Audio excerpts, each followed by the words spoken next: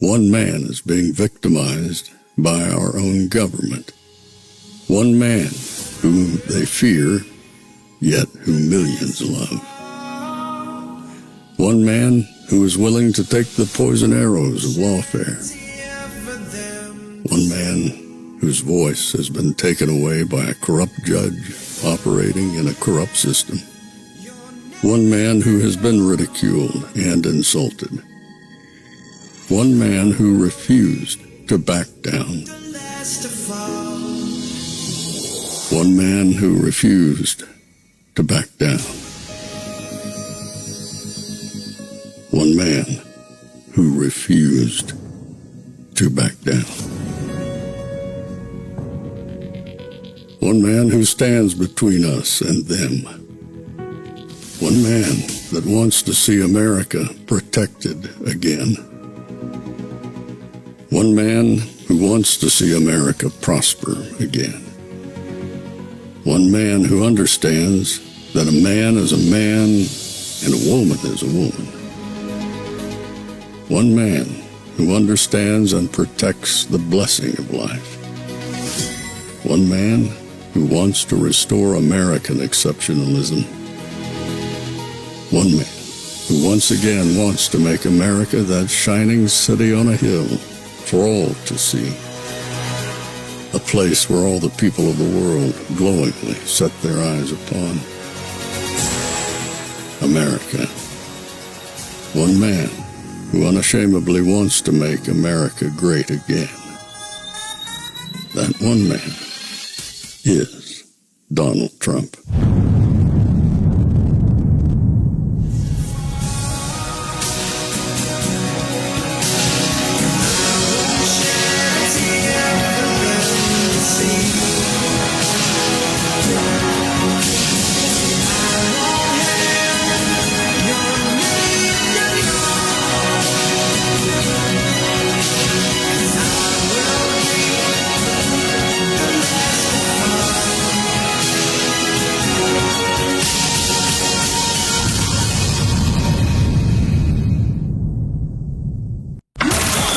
This is Fanfare with Barry Cunningham. Breaking news into the Fanfare newsfeed. And more on the breaking news now. A federal judge just ordered Virginia to reinstate the more than 1,600 voters taken off the state's voter rolls after being identified as non-citizens. The Justice Department filed a lawsuit after their removal, which alleged that Virginia violated federal law by systematically removing those non-citizens from voter rolls too close to Election Day. Virginia Governor Glenn Youngkin says the state will immediately petition the court for an emergency injunction. Yeah, Harris, common sense is clearly not at play here, and that's our issue. And so the common sense answer is, of course, that if people have been taken off the voter roll, they're not able to affirm that they are a U.S. citizen, they shouldn't be voting. And they can, of course, affirm they are a U.S. citizen and get back on the voter roll. That is common sense. That's a process that's been working in Virginia for 18 years. And to have a federal judge order that we reinstate over 1,500 individuals back on the voter rolls doesn't comply with common sense, the Constitution, or Virginia law. Every American needs to be focused right now on Virginia and what's happening with those non-citizens. Governor... And Harris, last comment, get out and vote, folks. You know, this is an incredibly important election, and we are asking all common sense-minded Virginians and Americans, get out and vote. From the Virginia Attorney General Jason Miyares, who says this, quote, "It should never be illegal to remove an illegal voter. Yet today, a court urged by the Biden-Harris Department of Justice ordered Virginia to put the names of non-citizens back on the voter rolls mere days before a presidential election. The Department of Justice pulled this shameful, politically motivated stunt 25 days before Election Day, challenging a Virginia process signed into law. 18 years ago by a Democrat governor and approved by the Department of Justice in 2006. He ends it. In the meantime, I encourage every Virginian to exercise their right to vote. Rest assured, I will never stop fighting to preserve the integrity of our election process. So, dating all the way back to August 7th, when Governor Youngkin issued that executive order, this judge, Patricia Giles, now has weighed in, and these 1,600 individuals have been reinstated to the voter rolls. Likely, we will see Virginia try to appeal, but unclear that we would see any ruling on that because we are just 11 days away. We'll bring you more reaction as we get it, Bill. And what's even more astounding is the vast majority of these folks had presented immigration documents confirming that they were non-citizens, and we recently had that verified by federal authorities. So here we are with a judge saying, put people back on the voter rolls who you know are non-citizens. And this is under a law in Virginia that's been in effect since 2006. It has been applied by Republican and Democrat governors alike into this 90-day period. And here we are 11 days before a presidential election, and a federal judge is ordering them back on the voter rolls. It's astounding to me that this could possibly happen. I mean, listen, common sense says non-citizens aren't on the voter rolls, but the Constitution and the law say it as well. And that's why we are immediately petitioning the Fourth Circuit for an emergency stay here on this injuncction. And we will immediately go to the U.S. Supreme Court if necessary. Look, but we are not going to sit by and let this happen. Well, there you have it. DEI hire strikes again. DEI judge appointed by Joe Biden has decided that it's okay to let newcomers vote in our elections. You're not allowed to take those off the ballot. You got to leave them. Hey, listen, but they're not from here. They're newcomers. How can we keep them on the voting roll? Not my problem. Joe, this is what we're Democrats. This is what we do. It's unbelievable. At this point, they know they're done. They know it's over. And so they've completely shifted into full-on cheat mode. I hope I don't get blipped off here. I've already had some technical difficulties. My other earpiece didn't work, so I got to go with the manual one here with the wire. But it's amazing. We know it's coming. This is just the first salvo. This is the first one. There's others happening right now as we speak as well. Boom. This one just posted about an hour ago. Lancaster County, Pennsylvania says it found and stopped a suspected voter registration fraud operation to the tune of thousands. Thousands of people are engaged in this fraud. This is the full story. Breaking major voter registration fraud operation uncovered in Pennsylvania. Lancaster County District Attorney Heather Adams and 3 county commissioners have announced a major voter registration fraud operation in Pennsylvania. On Tuesday afternoon, I was contacted by Krista Miller, who is our chief clerk of elections, regarding potentially fraudulent voter registration applications that had been received by her office. At the time, she informed me that the elections office received approximately 2,500 applications at or near the deadline for registering to vote. While preparing to process the applications, the staff noticed that numerous applications appeared to have the same handwriting, were filled out the exact same day with unknown signatures, and some were previously registered voters, and the signatures on file did not match the signatures on the application. So before I begin to summarize our preliminary findings, I must remind everyone that this is an ongoing investigation. This is the transcript because they posted this thing live. There's a live video here of them going over everything that happened. The Democrat cheat operation has been launched full scale. Full scale. They're going to do everything possible at this point to try and counteract what's happening with Trump. And they're using their newfound friends, these newcomers, to actually do it. Just imagine that. Everyone has been saying for months, if not years, that this army of orcs that have been coming across the border were nothing more than new Democrat voters. Millions of them.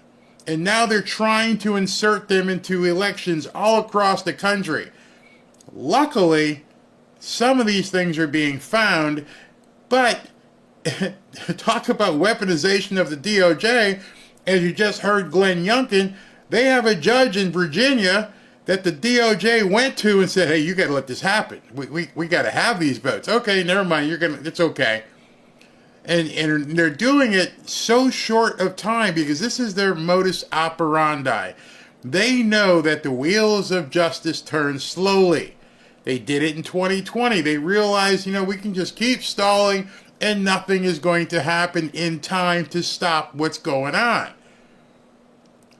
So they waited until 2 weeks before the election to have their judge go ahead and adjudicate a case where the Department of Justice, who should be upholding American law, their only job is to uphold American law, fought to have these newcomers put on the ballot. And then they had a welcoming judge who gave them what they wanted.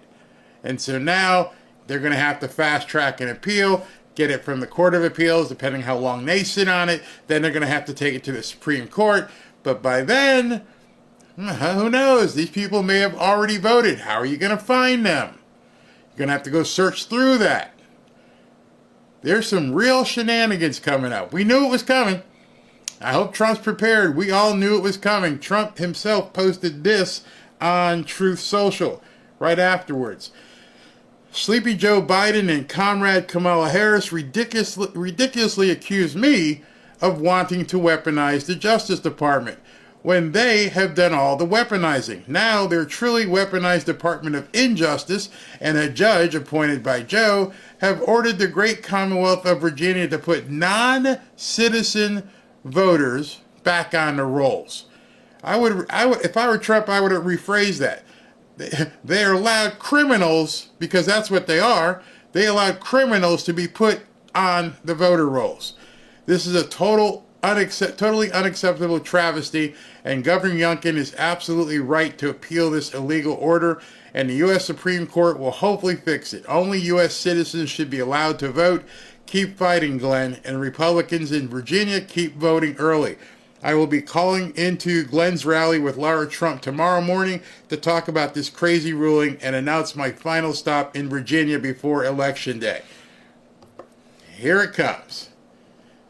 Hope Laura Trump and Michael Whatley have gotten their army of lawyers in position.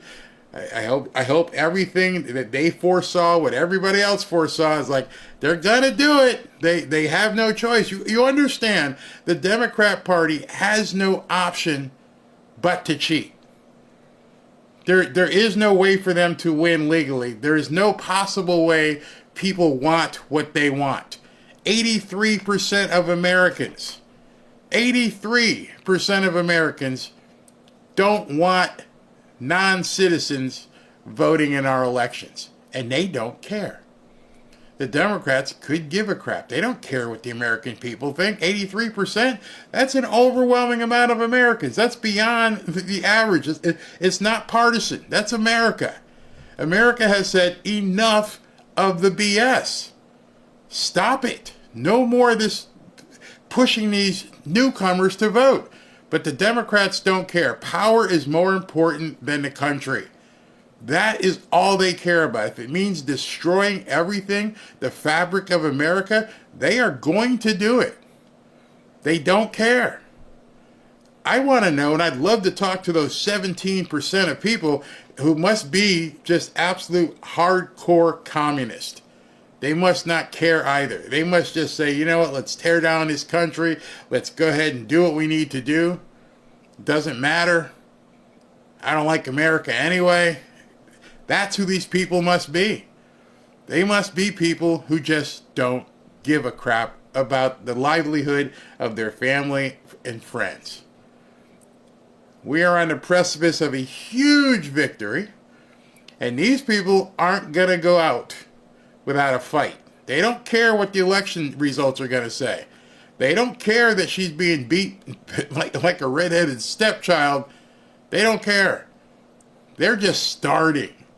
Now everything that I've been telling you guys, and I've been telling you guys this since I started talking about Trump, get prepared. If you see what's coming, if you honestly can tell that they are going to do everything they possibly can to steal this election, you have to start defining what everything they possibly can means to you and understanding what it means to them. They have to turn off your power. They have to poison your water. If they have to, I don't know, take down the various grids across the country. If they have to use that defense authorization that got approved somehow. You got to be prepared. You absolutely have to be prepared. And like I've said many times, the upside takes care of itself. If everything goes smooth, which you know it won't, no problem. But you better be prepared for the downside. You better be prepared to walk up to a bank and put your ATM card in and it just, nothing happens. What would you do? You better be prepared if you've got no electricity to cook or no gas to cook. Am I worried? Yeah, I'm worried. Am I afraid? No, I'm not afraid because I know what Robin's put together here. And I also know, and I keep charting, as you should, what's going on with gold prices and silver prices. And right now, I'm shifting a lot into those items because you have to. You'd be foolish not to. I can't emphasize that much more. I used to work for a billionaire. And one of the things that a billionaire taught me was the diversification and make sure if this doesn't work, that this does work, all the way down to my level of income. And I'm like watching him do things, and someone who can do whatever they want financially was making preparations quite some time ago. So if you're in a position, even on a small basis, to get involved with gold, and just about anybody can get involved in silver, I urge you to do so. Take a listen to what the guys from Lear Capital can do for you. If you see what's going on in the world right now and what may happen here in America, you may want to prepare and pay attention. You know that Lear Capital is a big supporter of this show. If you want to be protected in the event that things go off the wall, I advise you to look into buying gold and silver. We are all just one catastrophic event away from the value of the American dollar plunging. Do you know what's not plunging? Gold and silver. In fact, gold hit an all-time high recently. In fact, I think it hit it again today. I'm telling you now, make sure that you have some form of your money invested in precious metals. Lear Capital will ship your gold or your silver coins directly to your house. It's not just a certificate.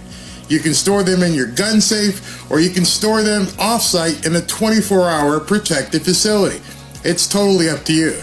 But when things go crazy here, or across the world, the value of the American dollar is going to decline. It's inevitable, and it might not even take a war. We may do it to ourselves. And I mean, if the Federal Reserve plays around with interest rates, the US dollar will likely decline in value as well. Meanwhile, you'll see gold and silver continue to rise in value. If you call Lear Capital, they will take the time to educate you and answer all of your questions about gold and silver.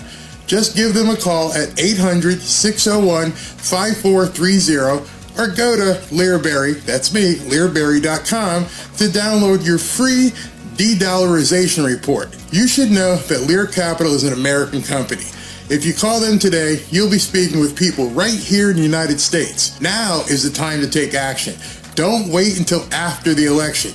That could be too late. We all want Trump to be elected.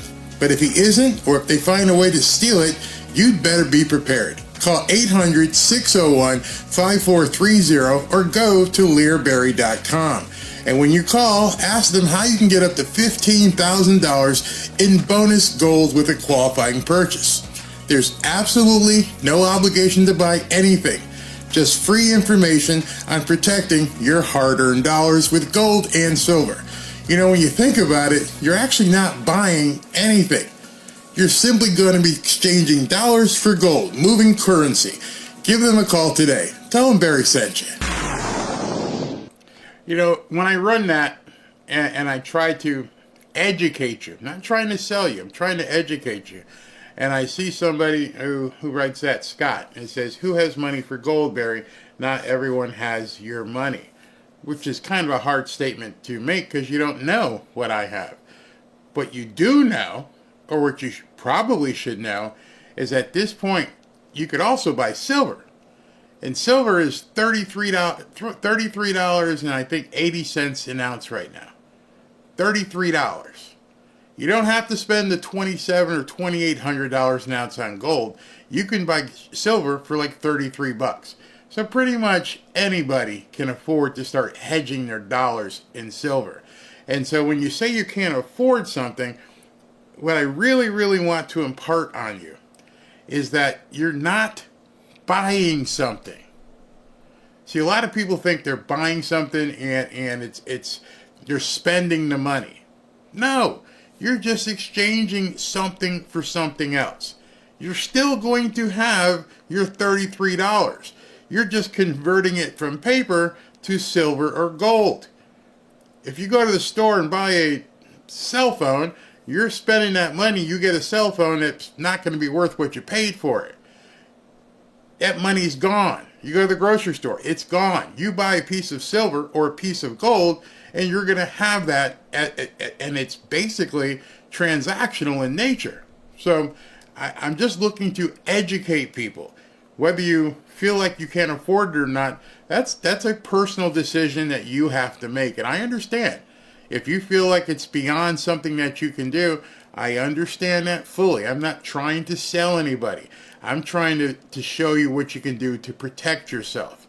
And what we're seeing in the news right now is telling me it would be, I won't say you're foolish, I would say you'd be remiss in not looking at every angle of protection at this point. Because God forbid these people do what they do, we're going to have some problems.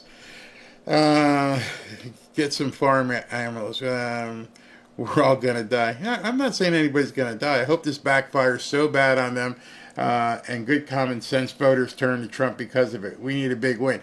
I think it's got to be a big win. I haven't wavered on that at all.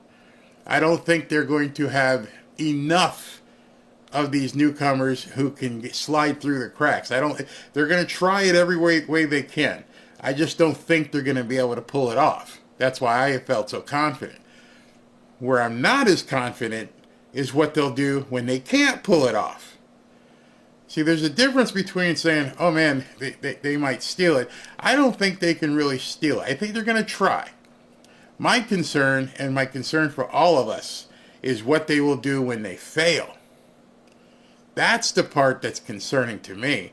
I can see what they're doing right now. They're doing surface level stuff right now. They're trying to get and find basically the point of least resistance in certain states to see if they can flood the voting, whether it be in Lancaster County, Pennsylvania, or in Virginia, which tells you something else, which should give you an optimal outlook on things. And that being is if they feel they have to cheat in Virginia, they are in big trouble. You see, all the pollsters won't talk about Virginia. The pollsters are like, oh, that's a Democrat safe hold. Really? Why do you have to cheat in Virginia? If it's such a stronghold for Democrats, why are you having to go through this much stuff to try and make it work? Well, because it's not. As recently as this morning, they were talking about Trump taking the popular vote. So this, as we've heard, may be indeed too big to rig. The first speaker for today's event is approaching the stage, and it appears to be Ted Cruz. Remember, this one is in Texas at the border. So as soon as Ted takes the stage and gets in front of the microphone, we will get that. Dude, we need you to put out a schedule. Okay. Well, we only got a couple days left, but I will. Where am I going to post it? I'll post it in the forum. So let me just tell you that. I'll pin it to the forum, and it'll be something I can update. But yeah, get in there and basically sign up for our free forum where we can post different things and updates as to when schedules are happening. Go to fanfareshop.org/group to join our private group on Twitter. It's almost impossible to put up a ongoing, movable, editable schedule here on YouTube. Virginia for Trump, it may indeed happen. Barry, you need to buy Dogecoin. Who says I don't have Dogecoin? Yeah, I do. If they are planning a cybersecurity drill November 5th in Atlanta. Trump is dominating the cookie poll. How do we know if the okay, so a lot of people have asked about this. The Rogan Trump podcast is being filmed today. I believe Rogan lives in Texas, which may be one of the reasons why he's there. But there's been no information as of right now as to when it's going to go live. So it may go Monday. Who knows? I doubt it's going today because more than likely Rogan's an astute media guy and he understands by the time they get it done, recorded, and do whatever he needs to do, he's not going to want to put it out at 4 or 5 o'clock in the afternoon on a Friday. So I'd look for Monday or Tuesday for that to be released. Let's see here. Prayers for President Trump, for America. And pray for America. Yeah. Okay. People are asking, am I covering the Rogan Trump? As I mentioned, if they provide us with the ability to do so, of course, we won't have a problem with. But if Spotify claims the rights to it and they want exclusivity, then we won't be able to. So that's what we're doing. What says? When are you giving away hoodies again, Barry? Tomorrow. That's an easy answer. Tomorrow. We've been working on getting everything stuffed and filled and sent out the last week. Ashley's been putting everything together with that so we had a little bit of a backlog. We got the shipment in, and then now we'll start doing it again. So Joe Rogan lives in Austin, Texas. Okay, so now you know what's going on today. You know full well. Now that you know that. He's doing this press conference at 1:30. You know, we've got a rally tonight at 7 o'clock in Michigan. So I'm pretty sure that either before this speech here, which it's 12:30 in Austin, so probably not beforehand, but probably right after this, they'll go to lunch and then he'll go to Joe Rogan's studio and do his thing and tape that, and then he'll head to Michigan. So I would doubt that Rogan turns that around today. It's probably going to be Monday. Let's see here. Texas for Trump. Austin is for Trump. I hope so. Have you ever thought about God just laughing at these fools? That's a good comment. I saw that the Vatican issued a statement, and the Vatican statement was that, well, actually, the ambassador to the Vatican, it wasn't the Vatican, that said that she's of Satan. That's what the ambassador to the Vatican said. I mean, for them to come out and make a statement of that degree. Oh, and I think the biggest news thus far, I'm sorry, I didn't mean to change subjects on you, but we're talking about different people talking about Kamala. The Washington Post, for the first time in over 40 years, has declined to endorse a presidential candidate. The Washington Post, Jeff Bezos' paper, has declined to endorse a presidential candidate. In essence, they're endorsing Trump.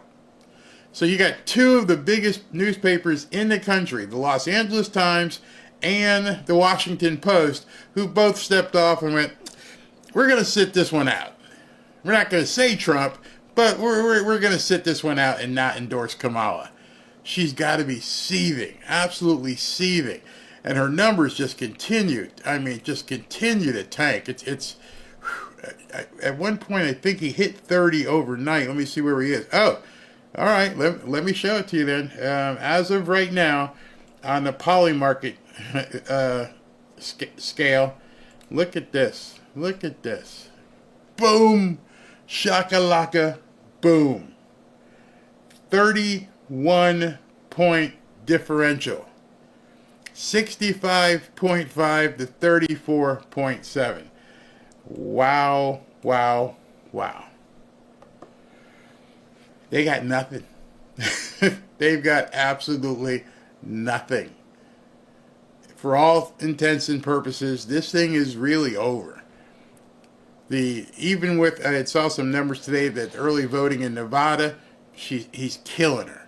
Every state, they're just dumbfounded at the numbers that they're seeing, and at this point, she doesn't seem like she has any answer. She's going to do a concert with Beyonce tonight, and people were laughing at the fact that you're doing a concert / campaign stop at 10 o'clock at night on a Friday.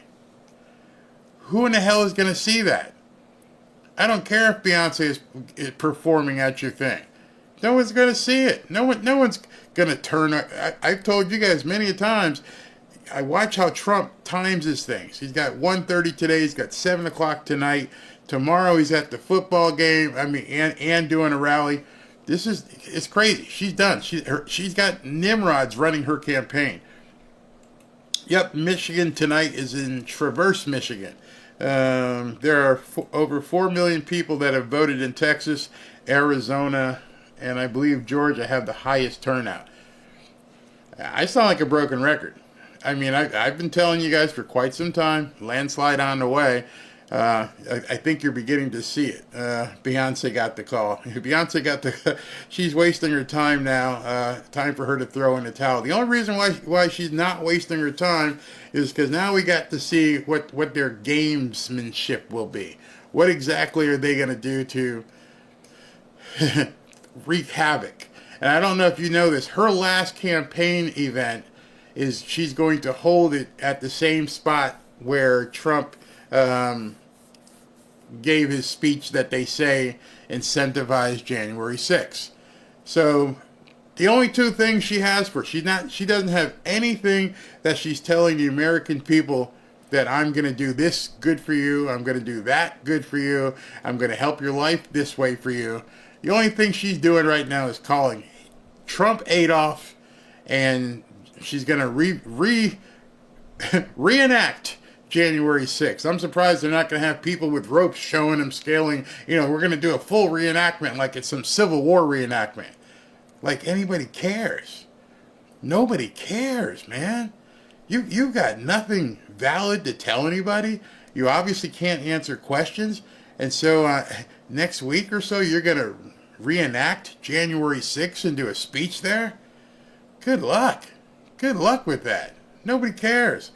I don't trust Pennsylvania. They said they wouldn't know who had won for two or 4 days. Exactly. Somebody's telling me how to pronounce the city. It's not Traverse. It's Traverse. Traverse, Michigan. I stand corrected. I hate that phonetic stuff. Traverse, Michigan tonight. Vatican hierarchy is a cesspool. Yeah, that's true. Beyonce and Jay-Z's numbers are numbered. Yeah, that could be something. Yeah, I think wrong. Somebody else just corrected me. Yes, I get it. I understand. It's Traverse. Got you. Traverse, Michigan. Anyway, that's where he's going to be. I'm going to say that place in Michigan tonight. Trevor.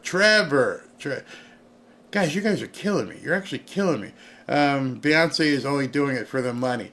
Well, if they paid Lizzo $2 million, they're paying Beyonce some serious money. I hope they didn't pay Bruce Springsteen any money. Whew. I don't know if you've seen the video of that, but it looked like an old man playing guitar and barely singing. Didn't have the band with him. I didn't think he'd have the whole band. I wonder if the people thought it was going to be the whole band. It was just old man Bruce with a guitar, basically doing an unplugged type show, and it sounded horrible, absolutely horrible. So you guys better get off me with this thing about how to say the city. What's the George Santos news? Don't know. I don't get into all that stuff. I hate when people post something on X or formerly Twitter. Oh, something's good about to drop. Well, what is it? If you know, why don't you just say it? I hate when they do that cliffhanging BS. I don't pay any attention to it. It means nothing. If you got something to show, put it out there. If not, shut up. We don't want to do that. He's not the boss anymore. DJT is the boss. That's for sure. They're telling us in Maricopa it's going to take 10 to 13 days. Oh yeah, I saw that. It's coming. They're going to try and do everything they possibly can. I'm telling you right now, be prepared for it. Some people didn't like me talking about gold and silver, but I don't care if... At one point I said, get some Spam and some spaghetti, and somebody said, no, it's not healthy. I don't care what you get. Get some protein bars and dried milk. Whatever it is you need to do to make sure your family is protected, do it.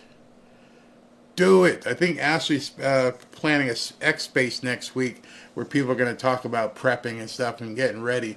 But if you're not seeing what these people are thinking, do you realize that today there was, I don't know if it was today, but they thwarted an attack on Elon Musk. And what's interesting is this stuff is coming from the UK. So you've got the UK involved at this point trying to take out Elon Musk. Let me see if I can show that to you. The same guy who just basically saved those astronauts. They got home today. Let me see if I can find it. But they thwarted an attack on Elon Musk. Unbelievable. Oh, wait a minute. That was before. The newest one, I'm sorry, was RFK Jr. That's who. Well, let me see if I can find it. UK, because I'm not sure if they'll show this stuff on the news. Okay, let me just show you guys this. Here we go. Boom. This story dropped this morning. And this stuff is going on, and our DOJ and our FBI is worried about other things. UK is so pro-Muslim and so anti-Christian and anti-Semitic. It's being directed by ME heritage people. UK's digital hate chief busted in secret plot to silence RFK Jr. Can you smell it? You sniff the desperation at this point? And you're concerned about not being prepared, or that I'm telling you to be prepared? If they're getting this desperate all the way around, that they want to do something to Elon Musk a couple times, thwarted. Obviously, you've seen what they've done to Trump. And now, RFK Jr. as well. That's absolutely crazy. So we're about 10 minutes late. I'm watching on the screen. He has not come out. Nobody's come out yet. I did see Ted Cruz walking around, but other than that, no. I learned all the edible weeds in my yard. I put that's a good one. Get antibiotics and your medicines early. Generator, fuel, water, filtration. Absolutely. It's time, people. I'm not an Alex Jones type person. I'm not looking to put on a tinfoil hat. I just know these people are desperate. And luckily, I live in the state of Florida. That tampers my concern tremendously. I know what Ron DeSantis is doing. I went to vote yesterday. It was the smoothest experience you can imagine. We were in and out. From the time we parked to the time we got back in the car was 15 minutes for both myself and Robin to vote. It was that simple. And there were no lines whatsoever because there are so many places to go, and it's so well protected, and it was clockwork. No problem. None. You get a copy of it. It was seamless. If we had more governors like Ron DeSantis, we wouldn't be having this problem. And now I understand that heavy, deep, blue Miami-Dade is now flipped to Trump territory. So we're feeling really good down here. Damn shame there's no 2A in UK. Yeah, that's true too. I'm thoroughly ashamed of my country. Because it just keeps getting worse. I mean, absolutely worse. But there are some people out there that are trying to tell people, hey, you need to do some things and make this thing beyond too big to rig, make it a landslide. There was a great article in the New York Post, and I want to, while we're waiting, see, I try to time these things so these guys get on stage, but it's not. I want you to see this. Let me pull this up here, because it ends up burning time, but if we have to burn time, we will. All right, so Michael Godwin, who writes for the New York Post, says, pray for Donald Trump to win the 2024 election in a landslide. He said the presidential election remains close, supposedly, but most recent polls show Trump leading in nearly all the battleground states. The margins are small, but the trend is clear, leading to nervousness in the Kamala Harris campaign. NBC News reports her team is worried that Michigan is moving towards Trump, and perhaps Wisconsin too, forcing her to seek alternative paths to 270 electoral votes. It's also telling that Democrat Senate candidates in those states are basically pushing her to the side. They don't want to be associated with Kamala Harris. Things are so bad in Democrat circles that there are rumblings that Joe Biden would have been a better candidate. For some analysts and Trump supporters, these developments are fueling talk that he could actually win the Electoral College in a landslide and maybe even pull off a majority of the popular vote. And that's seemingly happening at this point. I love what he says here next. What he says here is, I hope he does both. It's exactly what America needs. A decisive victory would bring a great moment of clarity for our nation and sound a certain trumpet around the world. Our allies would benefit from having a president who believes in a strong military and honors defense agreements without being trigger happy. Our adversaries, most notably Iran, Russia, and China, would be put back on the heels by a president who won't appease their aggressions. Bingo. This country, the world needs it to be a landslide. That's not a bad thing. Maybe if you're a Democrat who's bought into the Kool-Aid of all the crap you've been hearing, but it's not necessarily a bad thing for America and the world. In fact, it's probably going to be a good thing. If he gets in with a landslide and he wins, in the Electoral College, and he wins the popular vote, it's a clear mandate. It's a clear message, and his ideas at what he wants to do with the people he has surrounded himself with are going to tell the world, this is where America stands. This is what America is going to be doing. Y'all need to get your affairs in order.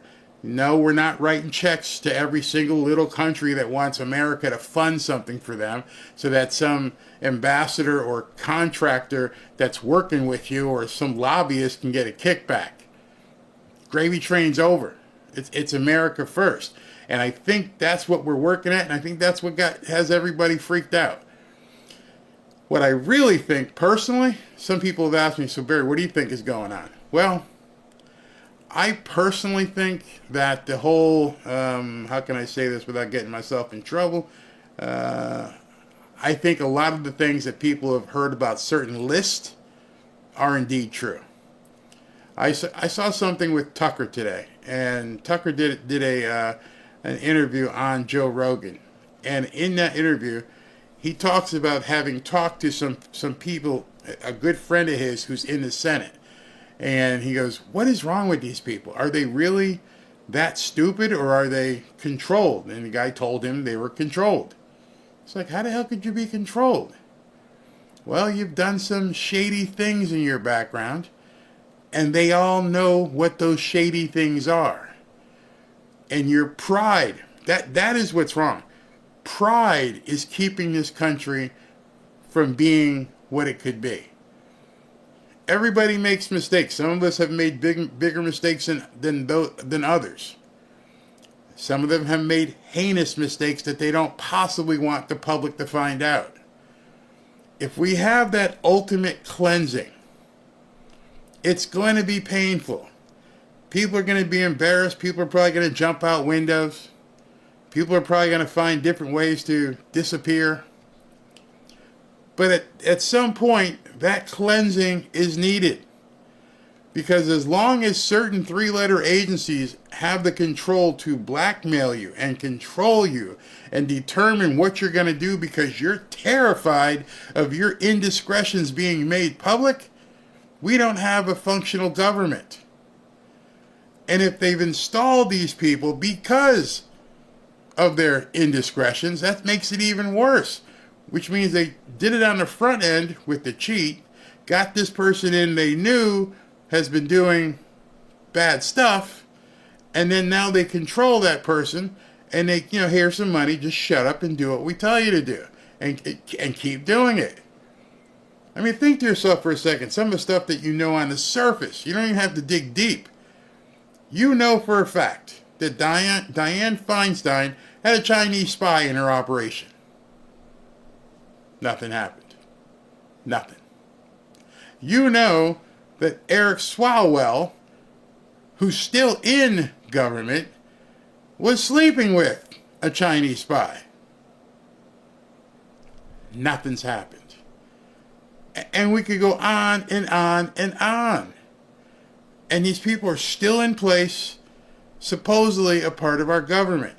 At this point, I think we need to rip the Band-Aid off and say, if you've been a bad boy, here's your chance. Here's your chance to be a bad boy, and you could turn yourself into a real man. You can allocute in front of the world. Say, listen, I slept with a Chinese spy, and I told her certain stuff. I'm sorry. I'm gonna take my comeuppance. What you got for me? Here's your free pass to Gitmo. Next. Yeah, I've been doing insider trading for the last 10, 15 years.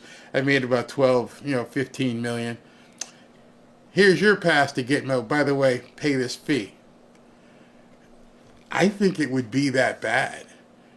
I think that the hidden secrets of what's gone on in our government are as bad as basically the tunnels in the Vatican.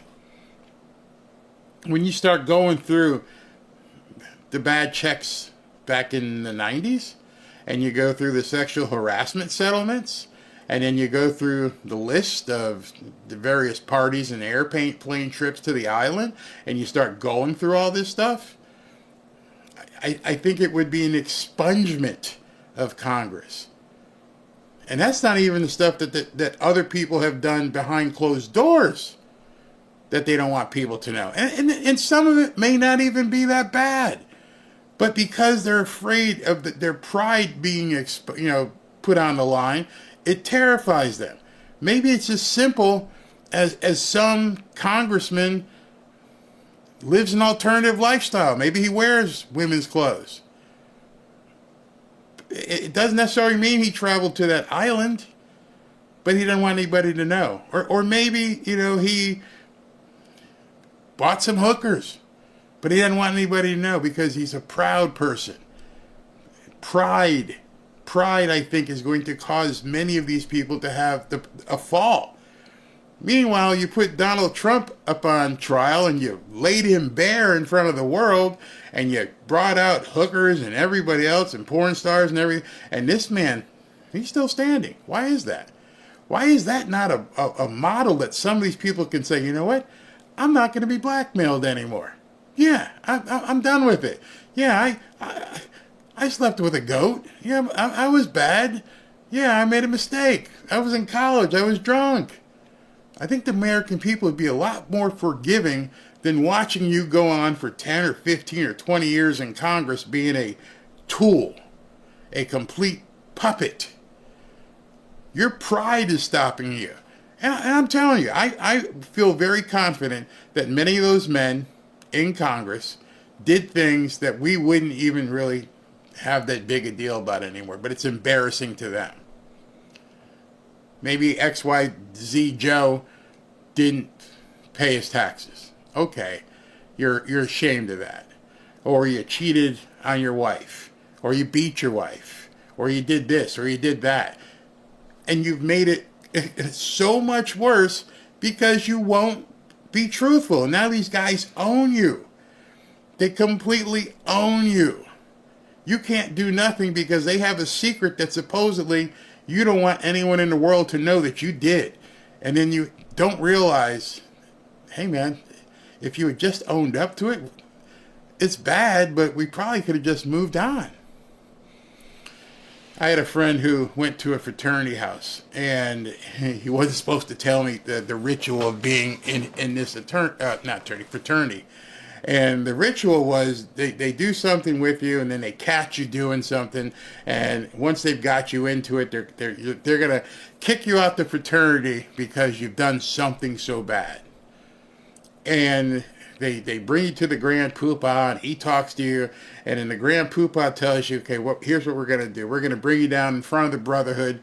We're gonna blindfold you, and we're gonna let the Brotherhood vote whether you should stay or not. And, that night they bring down, they've got the robes on, the ritual robes, and they sit you down and they say, okay, well, Fred has done this.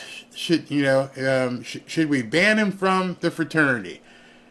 Is there anyone else who has been convicted of doing the same thing? Stand up now. All right. So, and then they unblindfold the guy, and everybody in the room is standing, because everybody in the room has done the same thing. And the idea behind it was to tell people, you're not alone. You just have to come clean. I just wish more people in our country, I wish more people in our government would just come clean. Because what you think you've done, it's forgivable. We're Christians. I mean, you may have to pay a price, but if it's not that big of a deal, but you think it is, we all have standards. We all try to believe that we're doing the right thing, and we're following the same path. And things I've done in my past, some of you may say, "Wow, that guy Barry. Wow, man, he's done some serious crap." But then I'd meet somebody else and like, "Damn, dude, you did that? Well, you made my stuff look like nothing. I don't feel that bad no more because you." Dude, you did some crazy ass shit. You see, there's levels. And the only person I really had to confess my stuff to, actually there are two people. One, my wife, and of course the other one is the Lord. And then after that, I don't care. I don't care what anybody else thinks. You can put the dirty laundry, you can put it everywhere. I don't care. Doesn't matter. I got a woman who loves me and a God who loves me. And that's what our government should be all about. The fact that you allowed yourself to be compromised at this point is, in my estimation, all that's bad. Or they just go along with to make a boatload of money like Pelosi. Yeah, you can't take that with you, man. As they say, you can't take it with you. Thank you and God bless. Yeah, cheating, exactly. All right, so that was perfect. Where is that? Somebody talked about cheating with the nanny. So you've got Doug Emhoff, and all his dirty laundry got put out there, and he cheated with the nanny, and it's making jokes on comedians at night and all that kind of stuff. And then when you sit back, you think to yourself, well, that ain't all that bad. Bill Clinton was using cigars as sexual aids. He survived that. He said yesterday, Carrie Lake's kind of hot. He hasn't changed, but at least you know who he is. You know specifically who Bill Clinton is. Now you know that Doug Emhoff slept with the nanny. Then you find out that he beat up his girlfriend, which is probably worse in some people's eyes than sleeping with the nanny. It's all levels. And he's not running for anything. And you now can't use it against him. Hey, if you don't do this, we're going to tell everybody you slept with the nanny. Dude, they already know that. Oh, that's right. Can't use that. Kamala Harris, on the other hand, the whole stuff, I can't tell you how many people have written me, oh, Candace Owens is exposing this about Kamala Harris and blah, blah, blah. And I'm like, dude, give it a break. Give it a break. Why am I going to spend any time looking up what Candace Owens found out about Kamala Harris's family not being black? We already know it. I can look at her. She ain't black. It doesn't matter. It really doesn't. There's nothing that exposing that is going to bring to bear any sort of punishment. Now, on the other hand, if you got some sort of information that she was hanging out with so-and-so's parties and she was doing some crazy stuff, now you got something to talk about. But telling me you're exposed her great-grandmother as not being black and that, you know, she might have faked it, I don't care. It's not going to change anything. We need stuff that is going to change things. Somebody did find something odd about Kamala Harris, but it's only 10 days, 11 days before the election. It's not going to matter. Found out she never tried any cases. How about that? Every time she goes up on stage, you know, I'm the only person in the room who's tried transnational gangs or whatever. Turns out, no, she didn't do anything. She wasn't first chair, meaning the person who actually works the case. She wasn't first chair on any of those cases. But doesn't matter. We're 11 days. And if you want to stop a campaign with this short a period of time, you're already seeing how big it would have to be to stop anything at this point. They came out and called Trump Adolf. Nobody cares. Nobody cares. Didn't move the needle that much.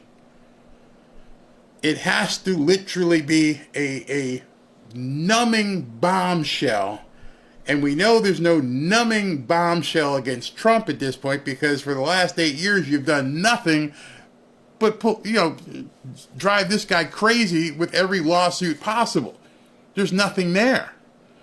They haven't done the same kind of vetting and digging, but you're still only 11 days out. So the only thing at this point that matters to me is the vote. So I know George Santos is like, we got something that's going to end her campaign. There's nothing that's going to end her campaign. I don't care if you got pictures of her rolling around in bed with monkeys. It ain't going to end her campaign. You know why? Because there's a whole half of this country who don't care if she was in a coma on Mars, but if she was still not Donald Trump, they would vote for her. Period. They put in a dementia patient. It doesn't matter to the Democrats. And likewise, they could tell me that Trump was, owned midgets. I don't care. At this point, it's baked in. So it is what it is. Now it's just a matter of how this fight is going to end. What is going to happen after this fight? That's the stuff that everybody needs to be preparing for at this point. There's really nothing of scale that's going to change much in this race. Hey, well, there's a video of Trump calling somebody the N-word. I don't care. I don't care. I really don't. We're so far past that at this point. And here's why we're so far past that. We are looking at a political party that wants to eviscerate free speech. Basically make it so that none of us can ever speak again. I don't care if Donald Trump at one point in his life, before Melania, with Melania, had an orgy with Transformers. Does that make me bad? I don't care at this point because there are issues that are much more important than transgressions. If he's telling me, and I believe him, I'm going to basically make your country safe from, keep the First Amendment, keep the Second Amendment, keep certain things out of schools, do all that stuff. I don't really care about your transgressions right now. We're Americans. And I think, as my phone goes off, people are like, don't say that. No, I'm seriously. Think about it. You can put it in the chat, and I'll ask you. You tell me, who is this? Am I on my way? Where? You tell me at this point what you would hear from somebody, what you would see, what kind of video, probably maybe Trump executing somebody, but what would it be to tell you that your First Amendment isn't as important as this? What would get you to change your vote and go vote for Kamala? That's an easy question. And I'm sure you could do the same thing with the people on the left. There's nothing is going to change. So at this point, stop with the whole Candace Owens crap. I don't care. you, and I'm advising you at home right now or at work, wherever you are, stop looking at the distractions. Don't pay any attention to that. Who cares? At this point, they're trying to cheat. They're trying to impugn your way of life. And then after this election, all hell's going to break loose. And when all hell breaks loose, even after Trump's elected, now we got to find some way to get this ship into port. We have to find a way to make sure that that ship still arrives on January 20th or 21. That's all I give a shit about. Because after that, then he can do what he needs to do. But it's October 25th. We got October, November, December, January. We got 90 days. 90 days to make sure we can get to that point. I don't care if it means throwing out a backpack and taking off the pew-pew and helping. Start preparing for what you need to do to make sure he gets to January 21st. And let me just put it this way. Let's say you weren't that sold on Donald Trump before, and you lived in, I don't know, Asheville, and you watched your federal government that Kamala and Dementia Joe basically run at this point, and they told you they were going to help you out with $700. Meanwhile, they're giving this guy over here gazillions. Do you care if Donald Trump slept with a hooker? If he says, I'm going to fix this for you? You know, right now, you have some water, your food is lacking, your property is in shambles, and your government at this point is basically like, so what? You don't vote for me, we don't really care. Put yourself in those people's position. I know, because I can walk out the other room and talk to somebody who's got family up there. Luckily, they're all in a different place, so they're okay. But just imagine, you're sitting there right now in dirt, in mud. You don't know what you're going to do. Yeah, some people have brought over some provisions. Hey, somebody brought me a tent. But everything you've known is gone. And you just want to know, not only am I going to be okay, but can I complain about the government that stood me up? Because right now they're telling me I can't even bitch about it. When you put it in that perspective, I don't care if Kamala Harris is green. I don't care if Tim Walz drank the horse milkshake. I don't care if Trump did Debbie Does Dallas Part 5. I want to know which one of you guys is going to help me and my neighbors. That's who I want to vote for. It's that simplistic. Yeah. At least he didn't beat the nanny. He slept with the nanny. Can we live without free speech? No. I'm telling you, no. You can't. Here's why. That's a great question. Can we live without free speech? Because if you can't have free speech, then you don't have a voice to say anything about anything. You see, right now, they don't want you talking about certain things here, the jabdemic. I had one video taken down because I discussed JFK. They don't want you talking about things that might look bad. Last night I had to edit out the part where the UFC boxer was talking before Trump. They don't want you hearing about that. So the question is, can we live without free speech? It's more like, the answer to that question is, can you define what free speech is?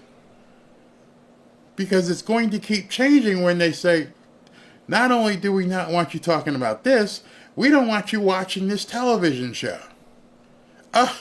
You know what? This company didn't do well. We don't want you buying their product.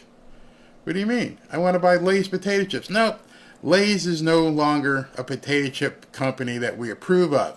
You can no longer buy them. Oh, that soap company. No. That soap company donated to Trump. You can no longer buy from that soap company. Oh, we're going to install digital currency so we can tell you when you go to the store and you get ready to swipe the card, oh, no. You can't buy that. You watched the wrong movie last night. That all sounds far-fetched until you start digging in what free speech actually means. When they can control the various aspects of your life to what you can actually say out of your mouth, it's already here. I've been talking about it for months here. How so many things I can't discuss here. There's only one place you can discuss, and that's over on X. So if we're already seeing the whittling, I get many comments. Barry, why don't you show the music? Barry, why don't you say this? Barry, why don't you just say what you mean? So if they already have a hold on you to tell you what you can say just by the words, the other people can say it all. You go on some liberal channels, they can say whatever they want. They can call Trump the Adolf name. They can say that everything, because they control the speech. And that's just where we are now. And I know if I was forecasting, and I'm looking, if Kamala got in office come February, I probably wouldn't be here. Benny Johnson probably wouldn't be there. Patrick Bet-David probably wouldn't be around. You think they're going to allow people to continue? Free speech is what they will determine your free speech is. And I know to some people this sounds so conspiratorial, and I'm like, I'm living it. I can't impart upon you enough to let you know I'm actually living it. Donald Trump can get up there on stage today. He can talk about all the problems that are happening with the newcomers, the word I have to use. He can say that they did this to a little girl, they did this to a woman, and I've got to go back in and delete it all. I'm not allowed to talk about certain things and let you hear certain things. So it's already here. Now we're just looking at what magnitude that they want to take it to. See, you may not realize it because you're home, you're at work, you're with your family, you got your phone, and you're like, hey, oh man, can you believe Kamala? Yeah, she's such a witch, and blah blah blah. Hello? What happens when that happens? What happens when you're having that phone call and it just drops? And you try to call the person back and say, I'm sorry, you're not allowed to use phone right now. That's the kind of world I'm thinking, where the algorithms can dig in and find out you've been a bad boy or a bad girl, and there's nothing you can do about it. Meanwhile, over in England, we can't say certain things, but they can block the entire street 3 or 4 times a day and just start praying in the street. That's okay. You try it. If they see, that's just it. They don't want to get out. They want to take over here. Conservative gal says, I already know the calls are screened. Absolutely. I can prove that to you too. I'm in marketing. I've been in marketing for years. People say, oh, it doesn't listen to your device. Really? Every once in a while, I don't even have an Alexa. I've got an Amazon Fire tablet sitting back there behind me. And every once in a while when I'm talking, they go, oh, what'd you say? I'm like, you ain't supposed to be listening. I'm not talking to you. Or you're talking about something and your phone is picking it up. And next thing you know, you're seeing an ad for it. Oh, yeah, that's real. Don't let anyone tell you it's not. I've bought those ads. I've targeted people with those ads. They're absolutely real. Democrats want the exact same thing China has. Yeah, tell us what you can only... Yeah, absolutely. This cyber simulation exercise on Election Day, November 5th, could be what Hillary hits to be the October surprise. I don't know. I just see that their capabilities are quite huge in terms of what they can do. I'm looking at this event here. This was supposed to, just to give you an idea, this was supposed to happen at 1:30. It's 2 o'clock right now, and most of the room appears to be empty. And I'm not sure what's going on. It looks like it's near an airplane hangar. Maybe they're waiting for Trump to come in a certain airplane or something. But there's well, let's take a listen real quick. Maybe they're giving us some sort of hint as to what's going on. But you'll see, there's nobody there. Exacerbates our grid issues. We've also had a couple coal plants go offline in the last 10 years. Ironically, that fly ash or that ash from burning coal is used to strengthen concrete, and so now we're seeing. Well, they're playing music in the background, and you get in trouble for that too. Big Brother listens to everything. Yeah, that's for sure. Bush called it in 1990s New World Order. Absolutely. Will Kamala certify the election? She has to. Stop with the scary stuff, Barry. Everything's going to be fine. You don't have to worry about the government. You don't have to worry about the Department of Defense and their authorization. You don't have to worry about the quality of your water. Everything's going to be fine. Would you like some pixie dust with that? Just let me know. Because, whoo, for the rest of you who want reality, I can't help with Pat there. Stop with the scary stuff. Maybe it's not so scary if you're informed, if you're prepared. That's the whole idea. It's not to scare you. I told you, I'm not scared. I'm prepared. I'm just letting other people know what they need to do to be prepared. The truth is scary at this time in history. You're absolutely right. We can't bury our heads in the sand. No. July 13th should have told you. If you weren't clear, July 13th should have showed you how friggin' scary it is right now. I cannot believe that people who have been watching this channel and have been following Trump and saw what happened on July 13th still have something in their mind about, no, it's going to be okay. Maybe my idea of faith is different maybe than yours. My idea of faith is I pray, things out of my control, I give to God. The things in my control, I take care of. You know, I would think God gave me the intelligence. Hey, Barry, what? Sorry. Yes, Dad. You know things could get bad here. Yes, I did see them try to kill the man on July 13th. All right. So since you know that they're willing to do anything, I've gleaned, I've given you the information, the intelligence to do what you can on your own. I'll help out. I'll watch out for you and your family. Continue to pray to me. But you need to do what you got to do. Gotcha. So when you say, stop with the scary stuff, I'm like, man, I don't know. I had like 300,000 people watching that day. And we watched this man's head almost get blown off on national television. There's not much more scary than that.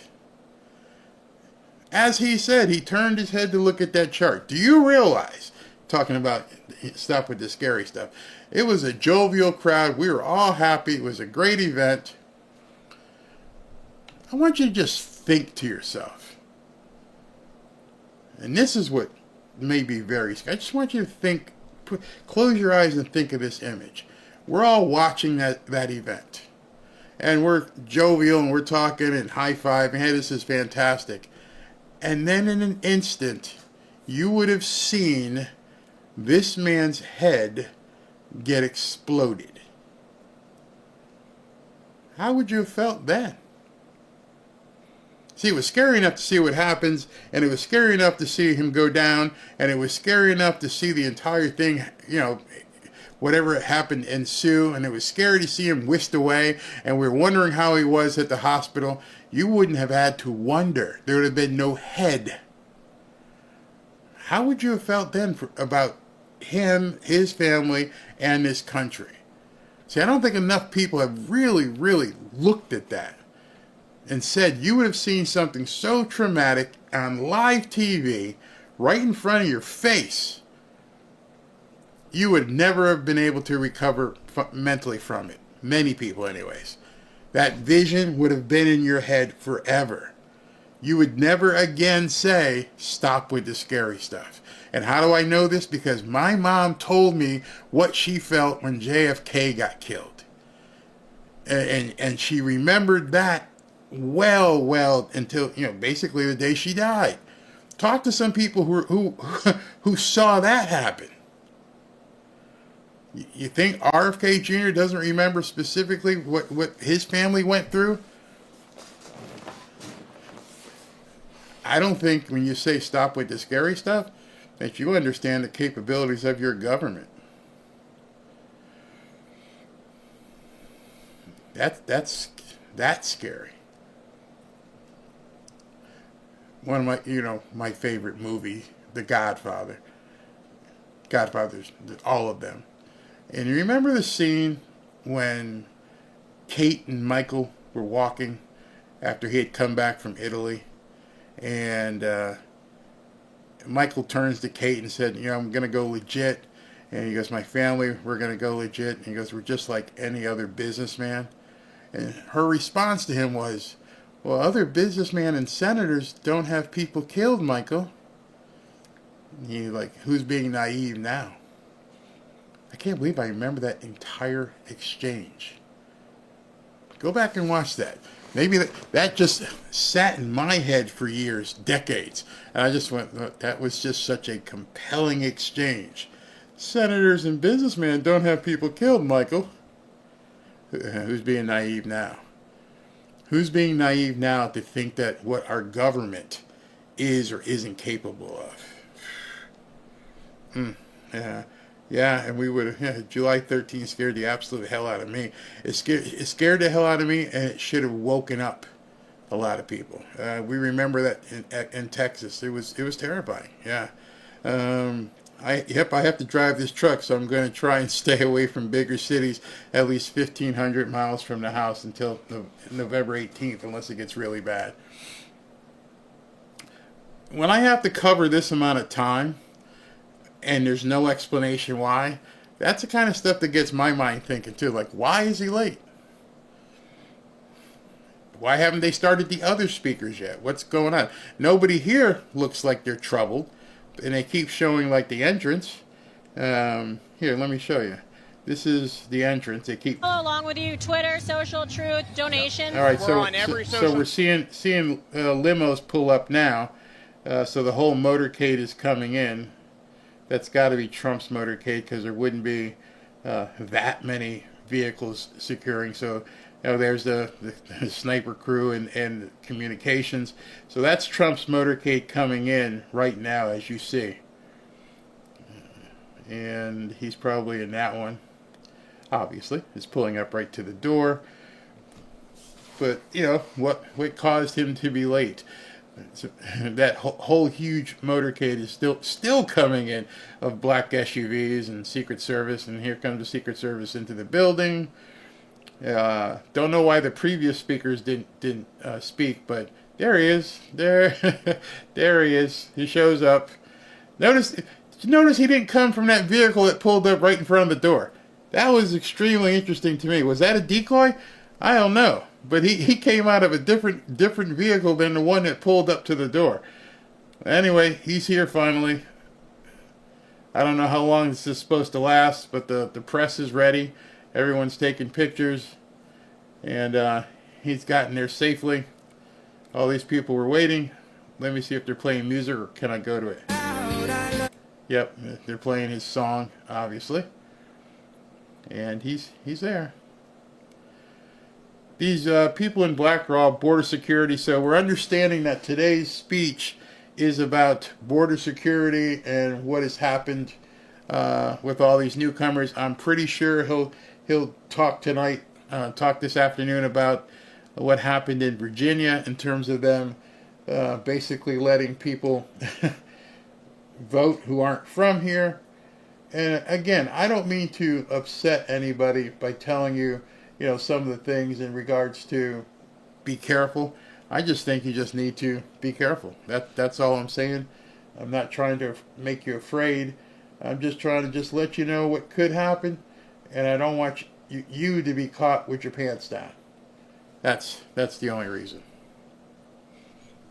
All right, so, and I apologize if I do scare you.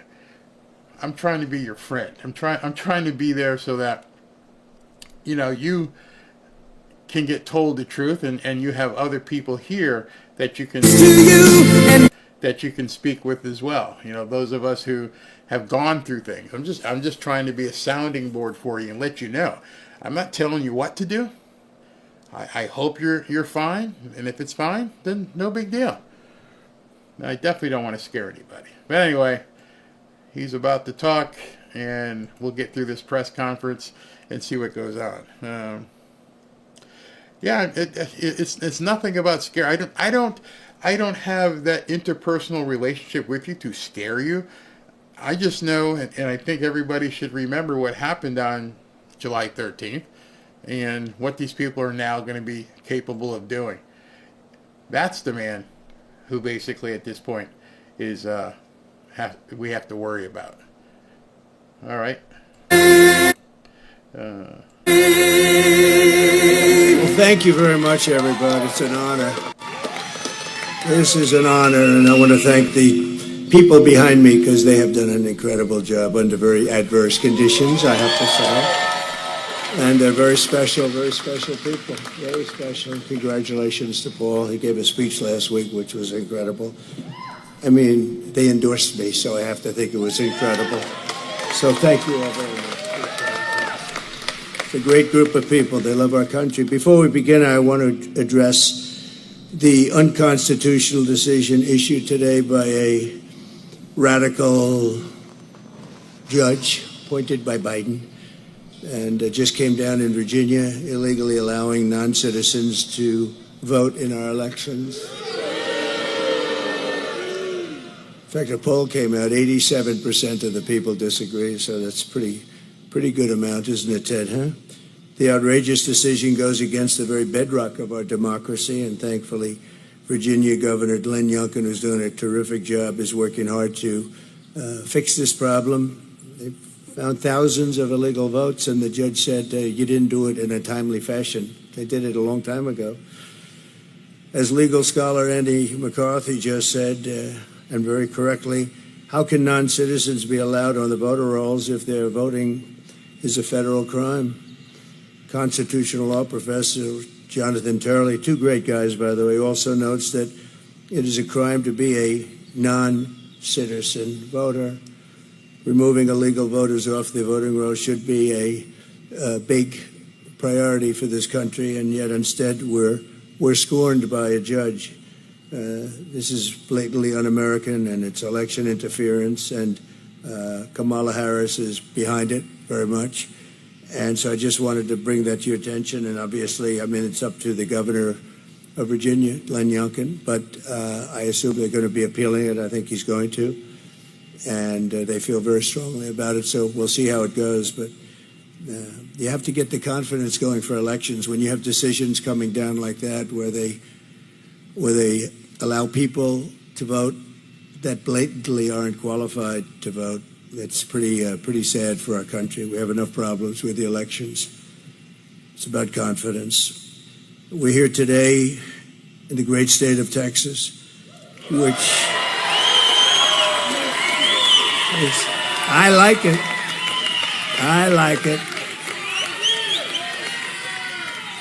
Which under Kamala Harris has been turned into ground zero for the largest border invasion in the history of the world. You're lucky you have your governor and people like Ted and Dan and all of the people, Sid. Even John, who's from a different state, but he feels the same way, or you would really have problems. But you've done an amazing job under the circumstances. But the federal government's supposed to be doing that job, and it should be easy, and it's not because of the people.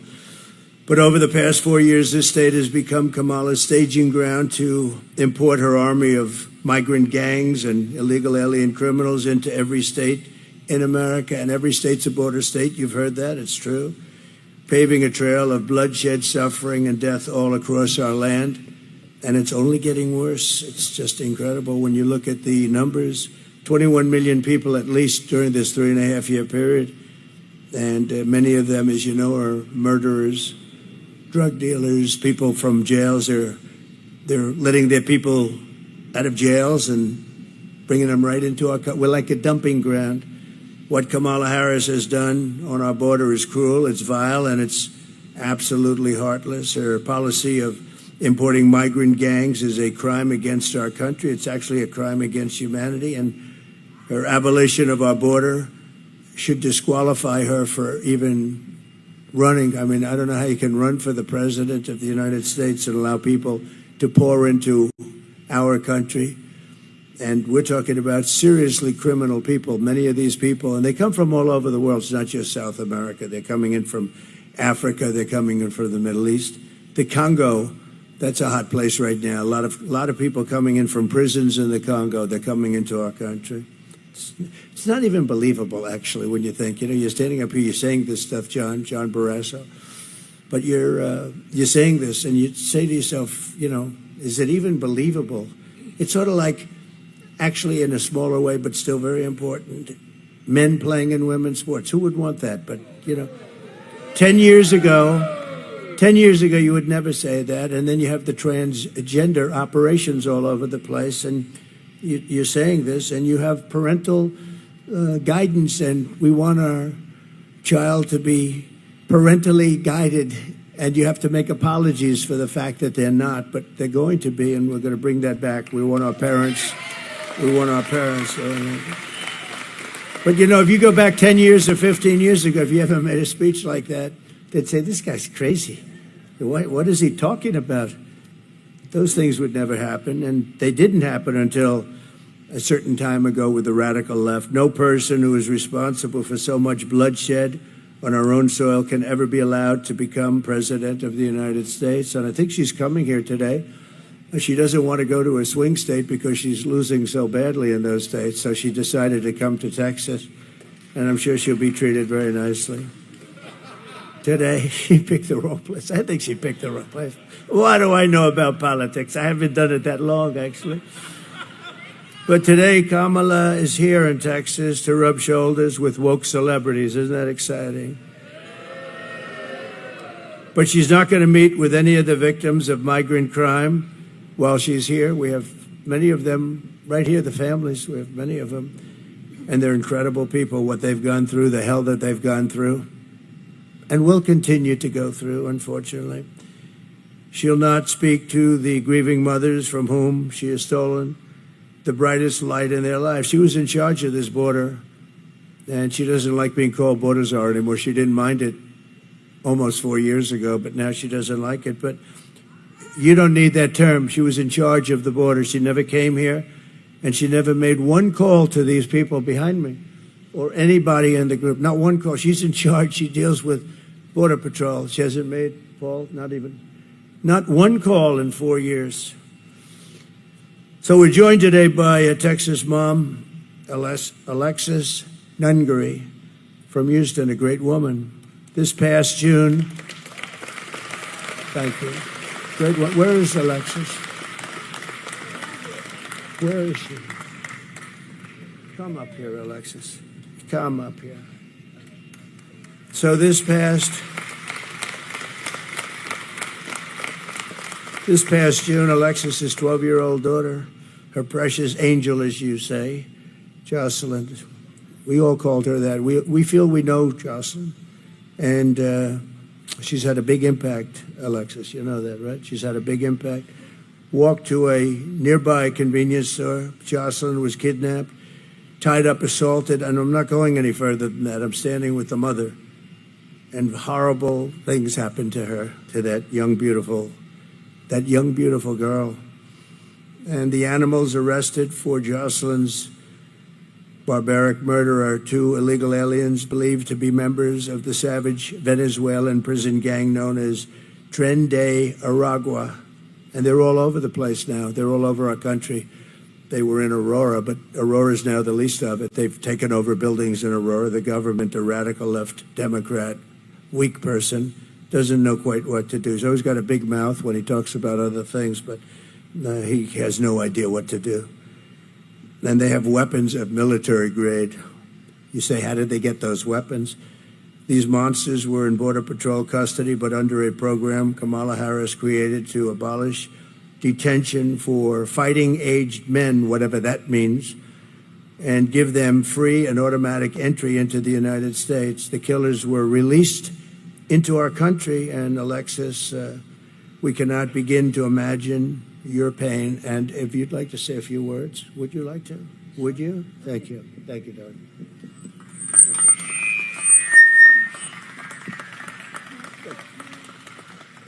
I want to thank everybody for Donald Trump, really, for the opportunity to be able to say my daughter's story. I know everybody knows somebody that was like her. She was 12. She was going to be a 7th grader, preteens. They think they're invincible. And she was just being a child. And due to the Biden-Harris policies we have here are why she's not here anymore. She was taken from her vulnerability, and they made her a target and ran with that. And now I will forever be a grieving mother, and my son will forever be a grieving brother who will no longer get to grow up with his sister. Kamala Harris has never reached out to me, just even as a human, to give her condolences as a humane person running this country. I think it's very sad that she can't even just give me an open apology, sincere apology. She's attempted to apologize to me just days before this election, and I find it very inconvenient and a convenience for her. I appreciate everything Donald Trump, Senator Ted Cruz has done for me. They've been a tremendous amount of help for me and my family during this incredibly hard journey for me. I want to thank everybody for listening to my words. Thank you.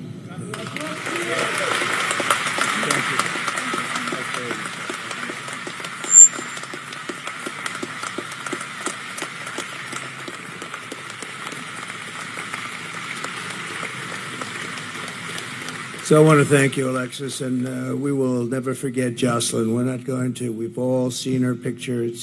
It's blazed into our minds, and the violence and viciousness, and nobody calls, nobody talks. And we have many others like that. The 13 soldiers that were killed so horribly in Afghanistan, nobody called them. Nobody calls them. But certain people they call, but they don't call them. They weren't called. They weren't treated properly. They were treated very badly, actually. And many others, including some of the people in this room, nobody calls. I don't know. Just from a human standpoint, I call. It's like you can't do much because it's done. We could have done much if we were running things, Ted. We would have had strong borders. We would have had all the things. At least they would have had a real good chance of not having been caught up in this crime wave that's happening. It's a crime wave. The number of people coming in, we have no idea what the number is. I say 21 million. A lot of people think it's more than that. And then you start talking about the gotaways. I think the gotaways could be, Dan, double that. Who knows what it is? They're running into the country. We have no idea that we call them from parts. I call them from parts unknown. As of 2 weeks ago, Tom Homan told me it was 181 countries were represented and people pouring in. So it's no longer just a small group of people from the 3 or 4 countries that we're accustomed to talking about. In an interview last week, Kamala Harris was asked directly if she would apologize to Alexis for letting in the savage killer that took Jocelyn's life, and Kamala Harris refused to take any responsibility whatsoever. She refused to own up to the fact that open borders and totally unchecked. It's not even open borders. Open borders are horrible, and how stupid are they? How stupid. We're the only country in the world that has this. But they don't even check them. They don't vet them. They don't know who they are. They don't know where they're going. They just come in, and then they fly them over, you know? When the border got a little bit tougher because people were getting angry and just, we had citizens standing at the border wanting to do, and then they get in trouble because they want to do the job the federal government's supposed to be doing. But she refused to own up to it. And last night she said she wants to make strong borders. I mean, what she did last night and the night before, the town hall with Cooper was just unbelievable. Alison Cooper got so angry. But think of it, never an apology, never a phone call to anybody. So thank you very much, Alexis. We're going to get this thing straightened out. We're going to get it straightened out. We got to get it straightened out. Just from the standpoint of our heart. No calls, no nothing. Worst of all, Kamala refuses to stop importing these killers into our country every day. She brings in more.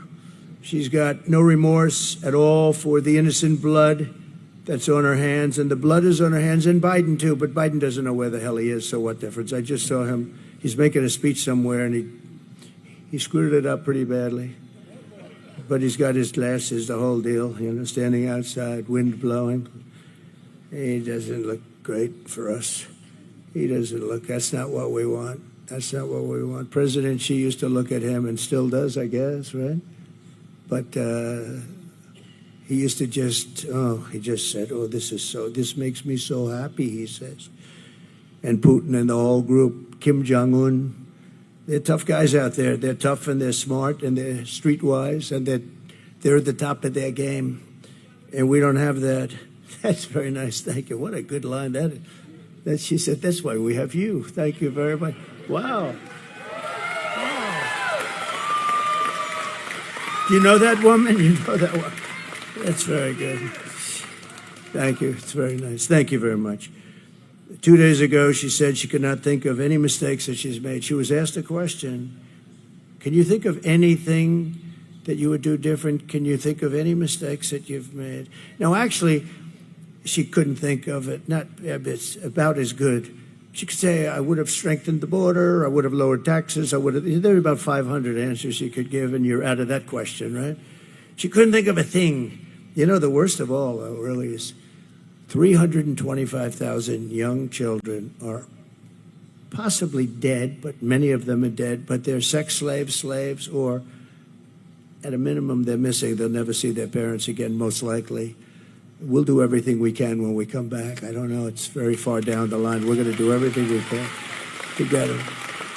But think of what that number represents, Dan. 325,000. And the fake news media doesn't even talk about it. If that were a Republican instead, it would be the biggest scandal in history. It would be the equivalent of nothing else. And they don't even talk about it. They cannot talk about 325,000 for you people are missing. Think of that, are missing, and probably will never be seen again, most of them. But we're going to do the best we can. It's a tough assignment. But most of them, they're probably dead.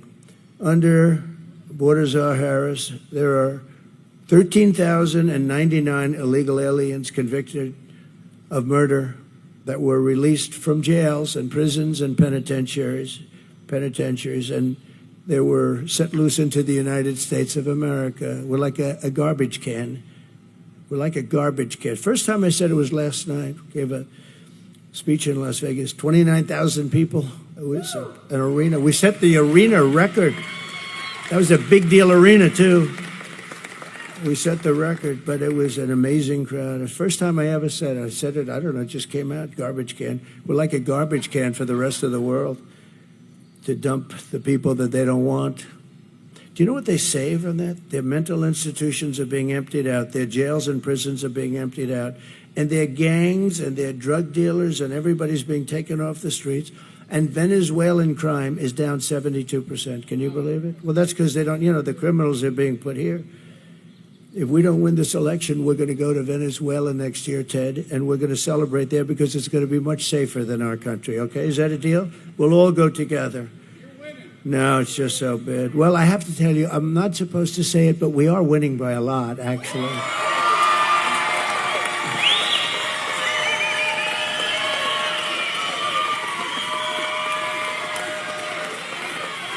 And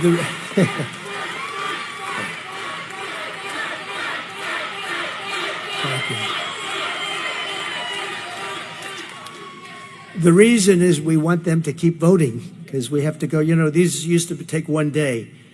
Now they go on forever. And bad things happen. Lots of bad things happen. Where are those votes that I saw 2 days ago? Well, we're painting that section and we decided to move them, sir. Oh, you can't believe it. So they said, don't say it. So I didn't say it. Don't tell anyone I said that. But we're doing well. We're doing well in all 7 states. Every one of those swing states we're doing well. And we're doing really well here. But we expect that. But in another atrocity, Kamala released and unvetted MS-13 gang members from El Salvador into the United States. He's a real beauty. He's MS-13. That's another gang. They use knives. They like knives because it's more painful. They cut people up. They killed 2 young students walking to school, 2 beautiful young women, young girls. And they were walking to school, and they got them walking to school, and they knifed them up and cut them up. Didn't want to use guns because that's not painful. And you know who got rid of them? ICE. They're friends from ICE. They work so well together. And Kamala wants ICE is, you know what ICE is? Tough people that love our country. They have to be tough. Because I know a lot of tough people right up here. You don't want to do what they do. They got to be tough. And they've done a great job, but they did a very good job here. But the animal that went on to attack and tie up a 20-year-old autistic woman in Maryland before, raping her and strangled her to death very violently in front of numerous people, and actually put it on tape. These are the people we're bringing into our country. In New York this past summer, an illegal alien released into our custody and came into our country by Kamala. You know, I never use the word Harris because nobody knows who I'm talking about. When I say Harris, they say, who the hell is Harris? It's true. If I said VP Harris, nobody knows who it is. Can you believe she's a VP? A VP. How about the guy she's got? That's worse. I'm not sure. It might be worse than her. Well, she lived by the old adage, always get yourself a bad VP. And she's got one.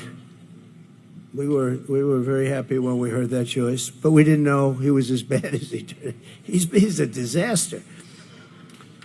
But Kamala approached 2 13-year-old children with, think of this, these people that she let in with machetes, knives, guns, in broad daylight, forced them into the woods, tied them up together, their wrists, everything, raped the young girl at the park, filmed the entire thing, put it on camera, put it out for everybody to see, badly injured this person and somebody with her too, really badly.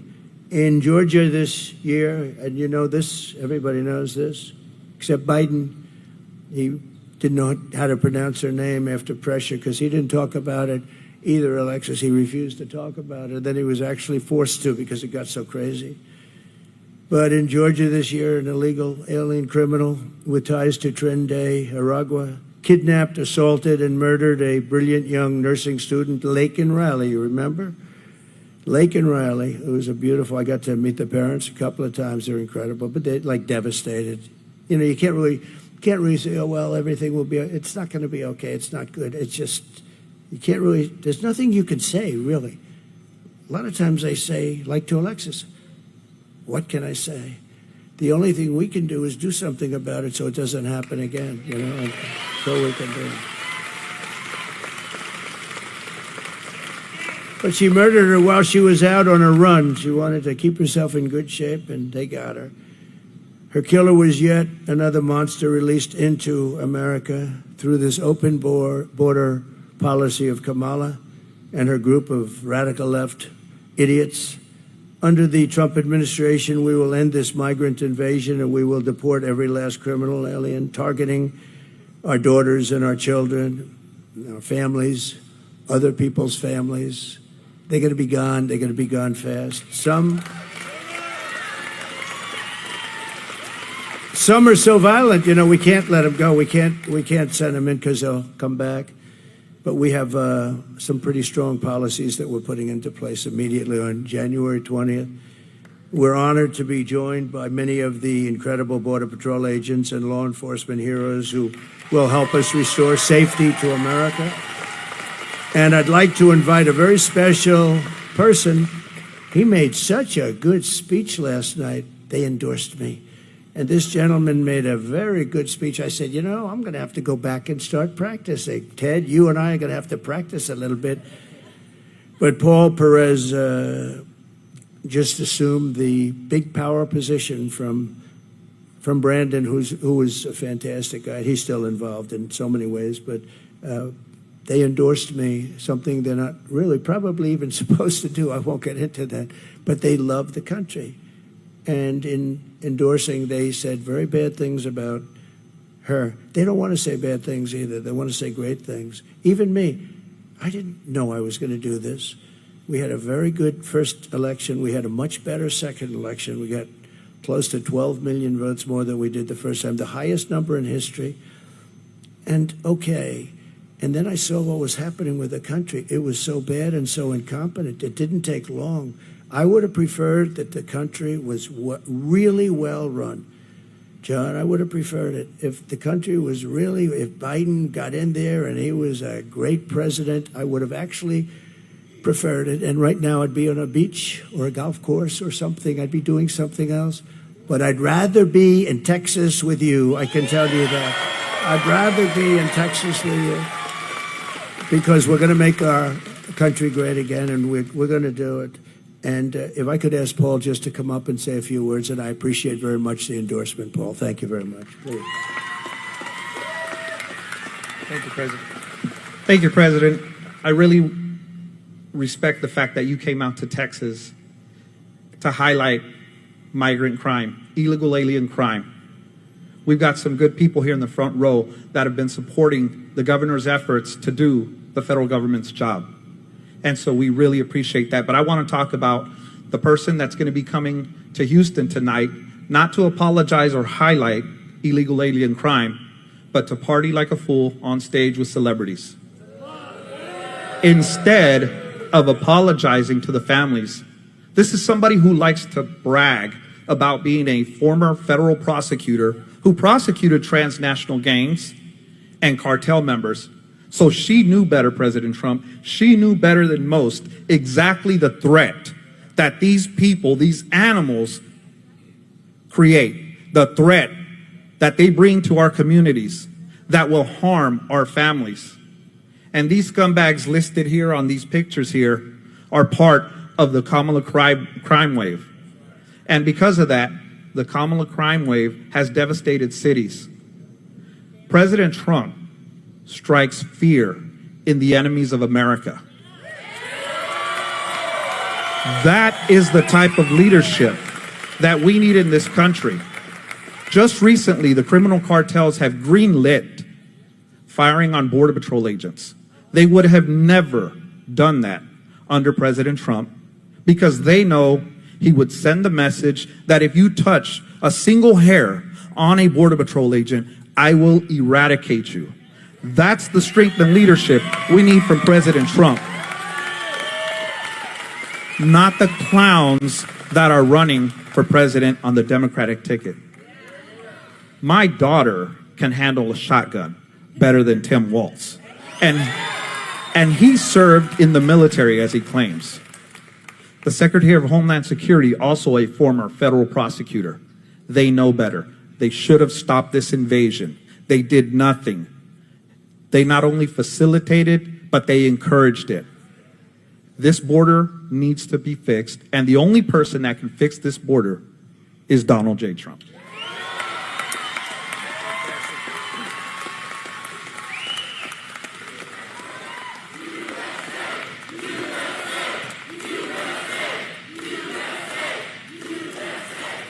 Thank you very much. Paul, thank you very much. Boy, it's you can't say it better. You can't say it better. And they really know the subject. If they thought somebody was slightly better, that's what they want. They just want it fixed. And their job's a lot easier just to let everybody pour through.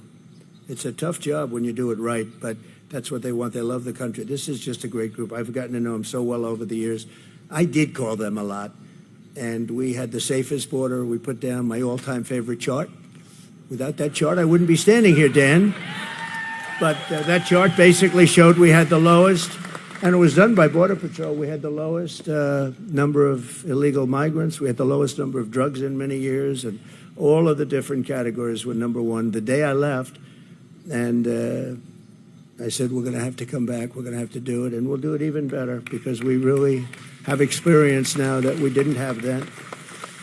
I want to thank the Guillen family. The Guillen family is here. They are incredible, brave, and beautiful family. They lost their daughter and sister, and she's up in heaven looking down, very proud of you, and very proud of the stance that you took. A very vicious group of people, just liars, and a magazine that's a failing magazine run by a guy named Goldberg came out with a story, bad story about me, that I had told them I was going to do something and all this, and they were so incensed that they said, we can't let them say that about what took place with the daughter. I was going to help them if they didn't get the military funding. I was going to fund it myself. I told them that, but they were able to get the funding.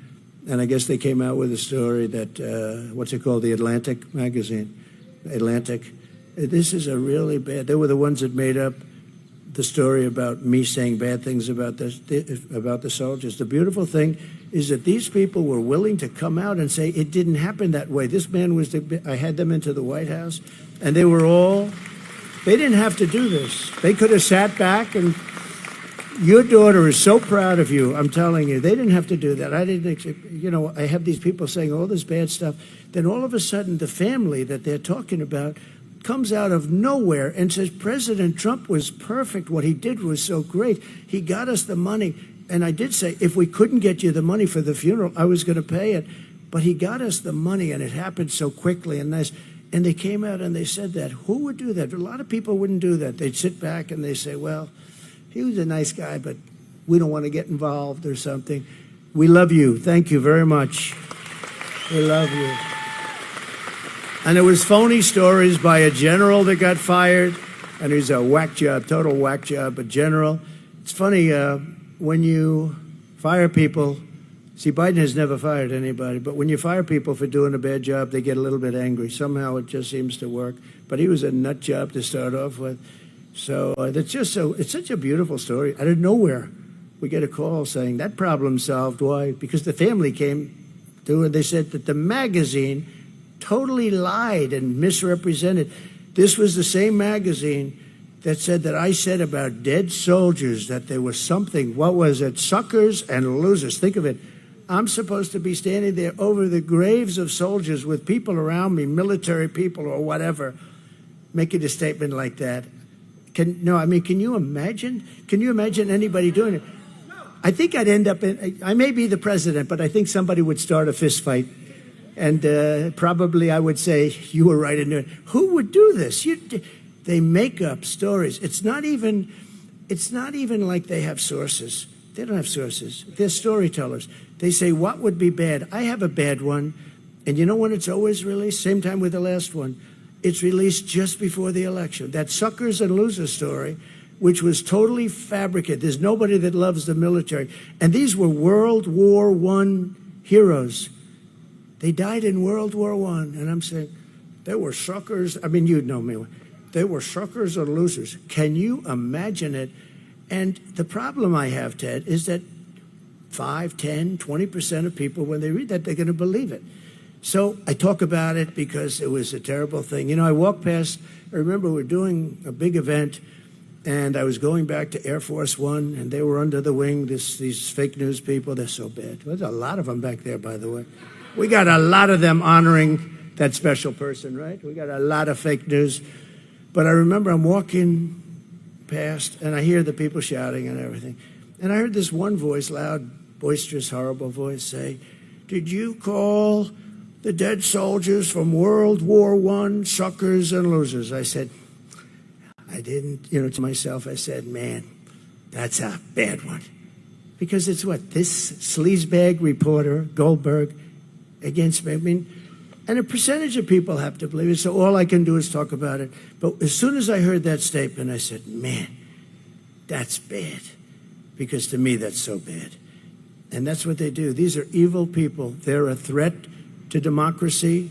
And, you know, we are not a threat. The threat to democracy is the other side. They've weaponized the courts. They've weaponized the FBI to go after people. They go after parents. They're going after Catholics. I don't know what's with Catholics lately. But if you're Catholic, you're being persecuted. Anybody that votes as a Catholic for this horrible candidate that can't put two sentences together, she can't speak. She can't put two sentences together. Can you imagine her standing with President Xi of China? I don't think so, Ken. I don't think. He would be a very happy man, but hopefully that won't happen. And based on the first 4 days, it's not going to happen. I want to thank some of the special guests we have. Senator Ted Cruz for being here, Senator Ted. And it's hard to believe he's in a race because, honestly, I don't know who would want to run against him because he's really a great senator. He's a great senator. He loves the country.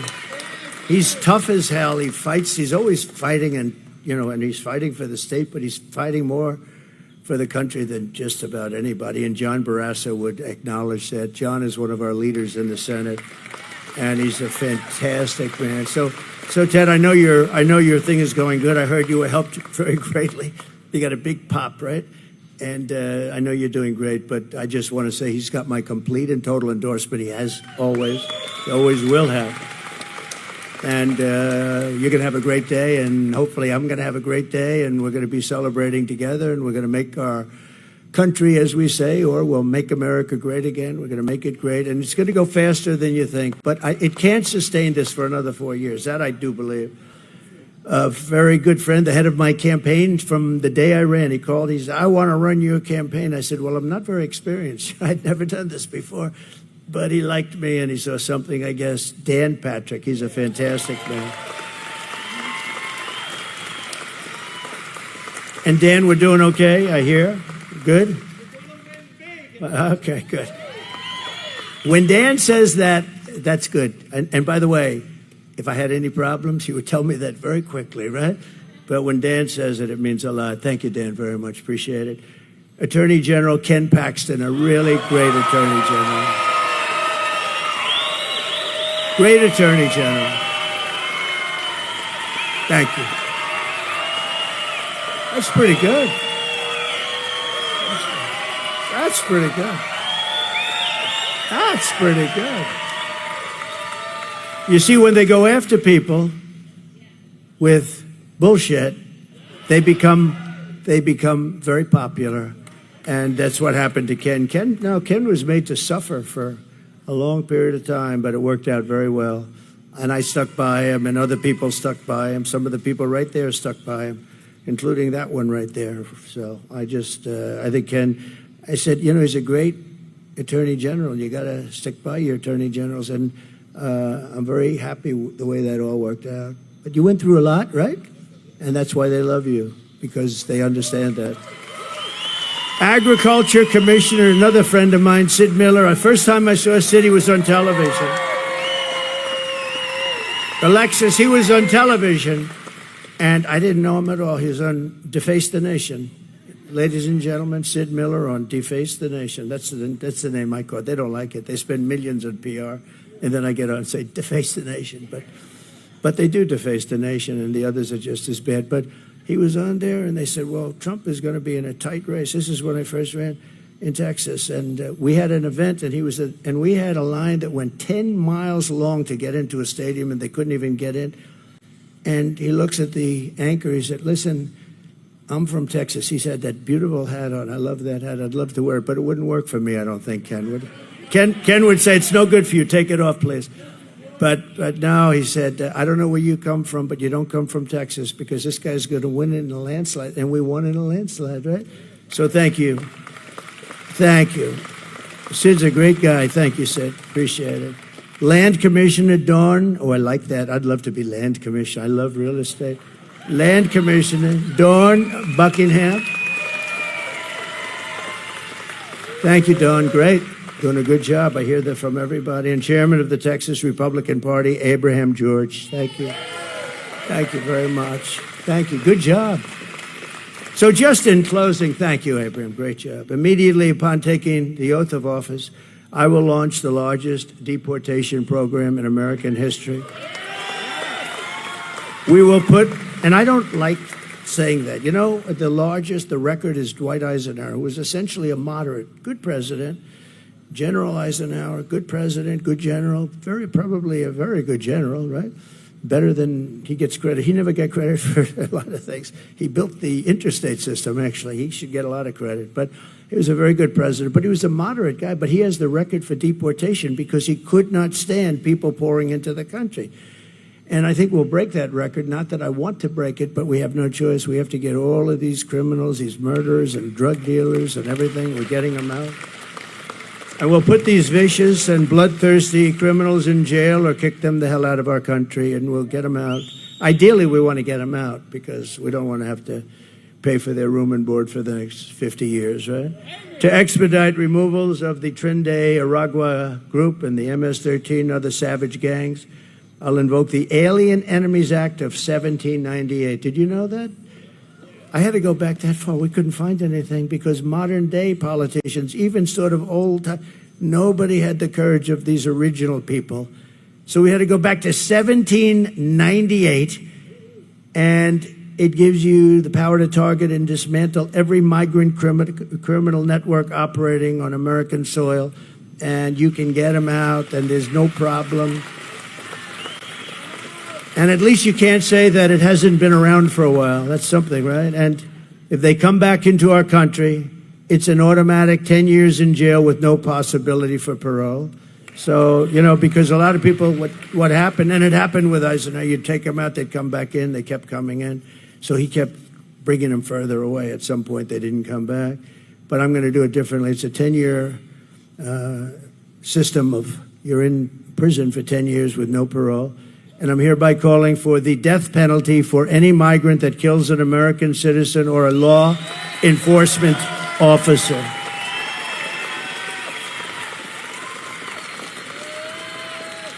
And you'll be amazed how it worked. When I was in the White House, we had a lot of people that wanted to pull down statues and things, and I didn't like it too much, and we didn't have time to pass a law because they were really getting pretty violent around in Washington, D.C., and they wanted to pull down. Actually, when they started roping up Abraham Lincoln and a couple, I said, I'm not even sure they knew what they were doing.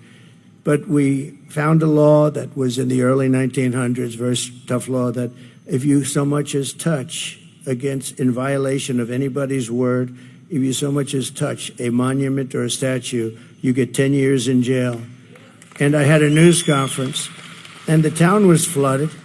We had a news conference. They had actually a rope around Andrew Jackson's head, the beautiful statue. And I said, we're going to go fast. And I went out, I did it. And it was a beautiful sight. The second I announced, 10 years in jail, no probation, nothing. And as soon as I said it, everybody just sort of walked. I could see them walking. I don't want to use the term I used last night. A certain part of their body, I watched the back. I saw thousands of them, and I said, what a beautiful sight. They just left. And that was the end. We had no more problem until about 2 months ago, in D.C., where they became very violent. They were fighting with police. They were putting spray paint on our beautiful, on the lions, the beautiful lions. And, they're sandstone, and that's a very porous stone. You'll see that spray paint for many years to come, like hundreds of years. You can't really get it out. It goes deep into the stone. And to the best of my knowledge, nothing happened to them, did they? They were beating up cops, or the cops were beating them up, but they were fighting. They were fighting our police, our great police. We're going to take care of our police, too, by the way. They're going to stop the lawlessness. And I'm going to end all migrant flights immediately. They're still flying flights coming in with 450,000 people over a fairly short. 450,000, that's a lot of flights.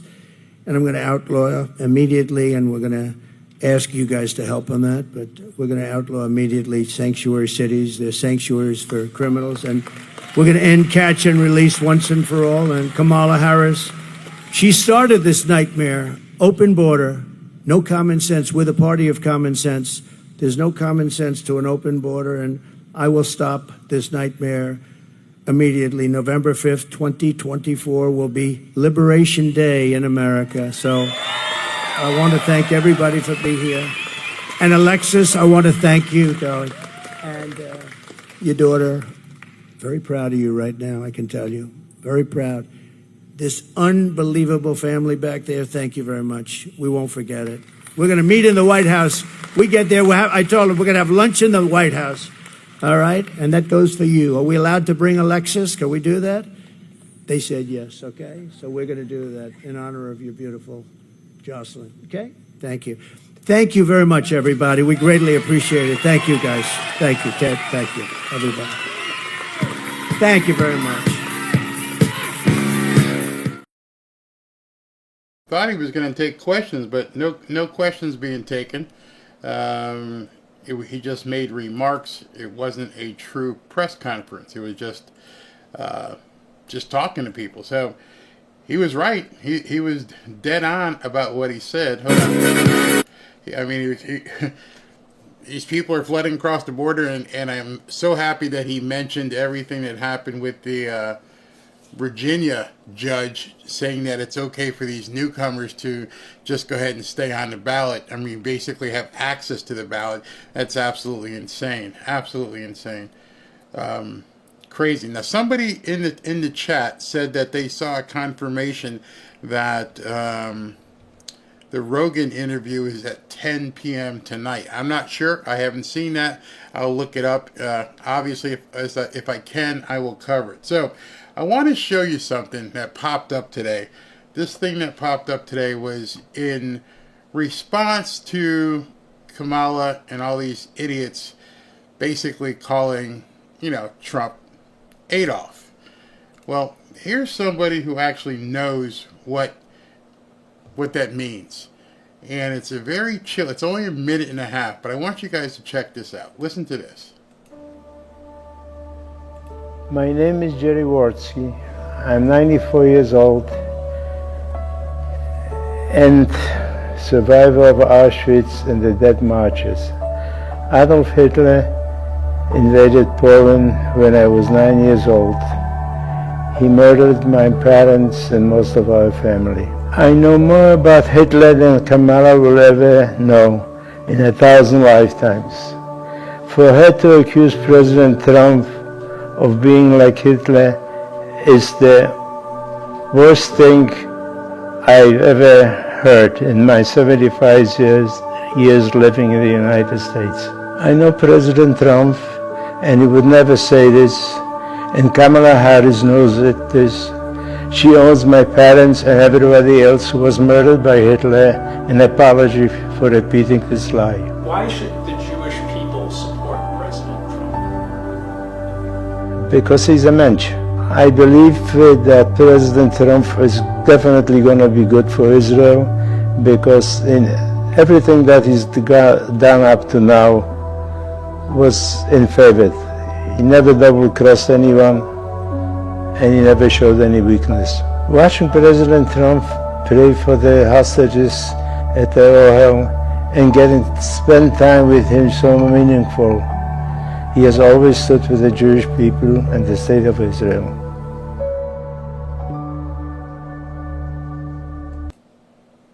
I think they'd call that checkmate. I think you can basically say, hey, Kamala, shove it.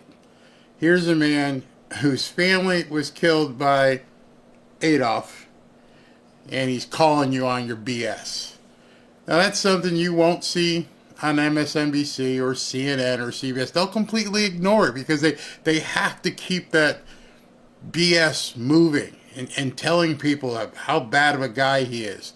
Even though an Auschwitz survivor tells them otherwise. Now, they'll probably scurry around. They'll probably try to find their own Auschwitz survivor, somebody who survived the entire time, to say just the opposite, because that's how petty they are. Instead of realizing, yeah, we might look really stupid right now, keep saying this stuff over and over. And to me, I don't understand, well, actually I do understand, the lack of compassion that you have for people, that you're willing to basically stir up this memory again and defile them, defile all those families who went through that by comparing this guy who's running for president to Adolf. Do you not even realize what these people went through? Do you not care what they went through?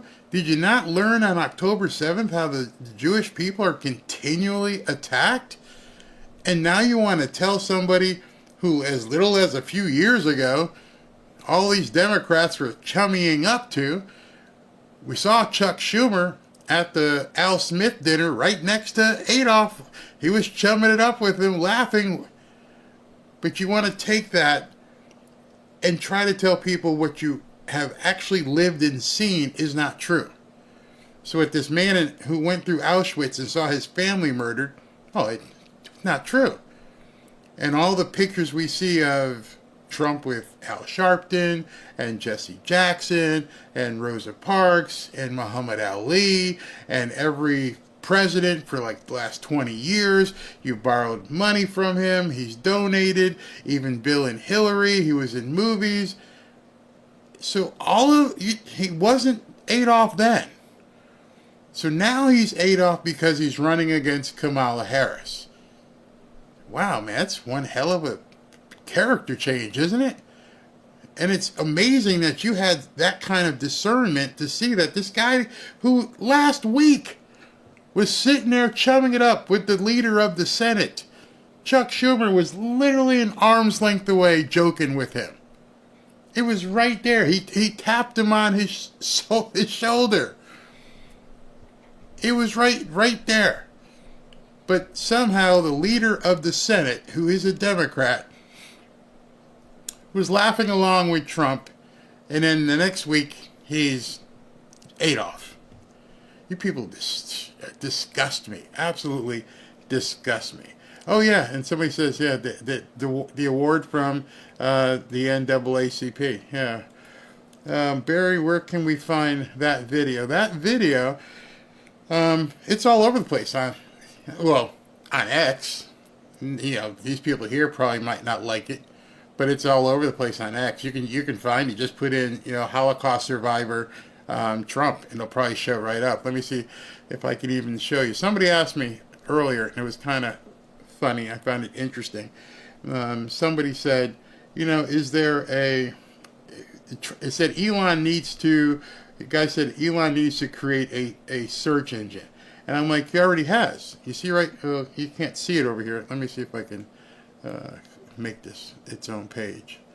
All right, so right here on every, I can't make it wide enough, but anyway, it might be at the top now. Hold on, let me go home. Okay. Oh, there it is. Search, right there. So all you got to do is hit the search button. There's search. And there's the, over on the side, there's a little button. So you hit search, and you put Holocaust survivor Trump. Let's see what pops up. Boom. First thing. Right there. Right there. Right there. So if you want to know how to find it, there it is. Right there. It's all right there. It's that simple. There is a search engine on X. It's probably even better than Google because it's current. It's what's happening right now. But, I just found probably hundreds of incidences of people posting that video. So it literally is that easy for you to do so. It's everywhere. Absolutely everywhere. The Adolf stick is turning off the indies. Yeah, it's turning off a lot of people. Yeah, they should start ridiculous rumors on X. It turns independence into Trump. It's ridiculous. That was just on X, Caleb. When I just searched, that wasn't any channel. I just put the term Holocaust survivor Trump in X, and it just all those videos came up. Am I covering the election? Of course, I'm covering the election. Absolutely. Let's see what else we got. Plus, it's not blocking you from finding.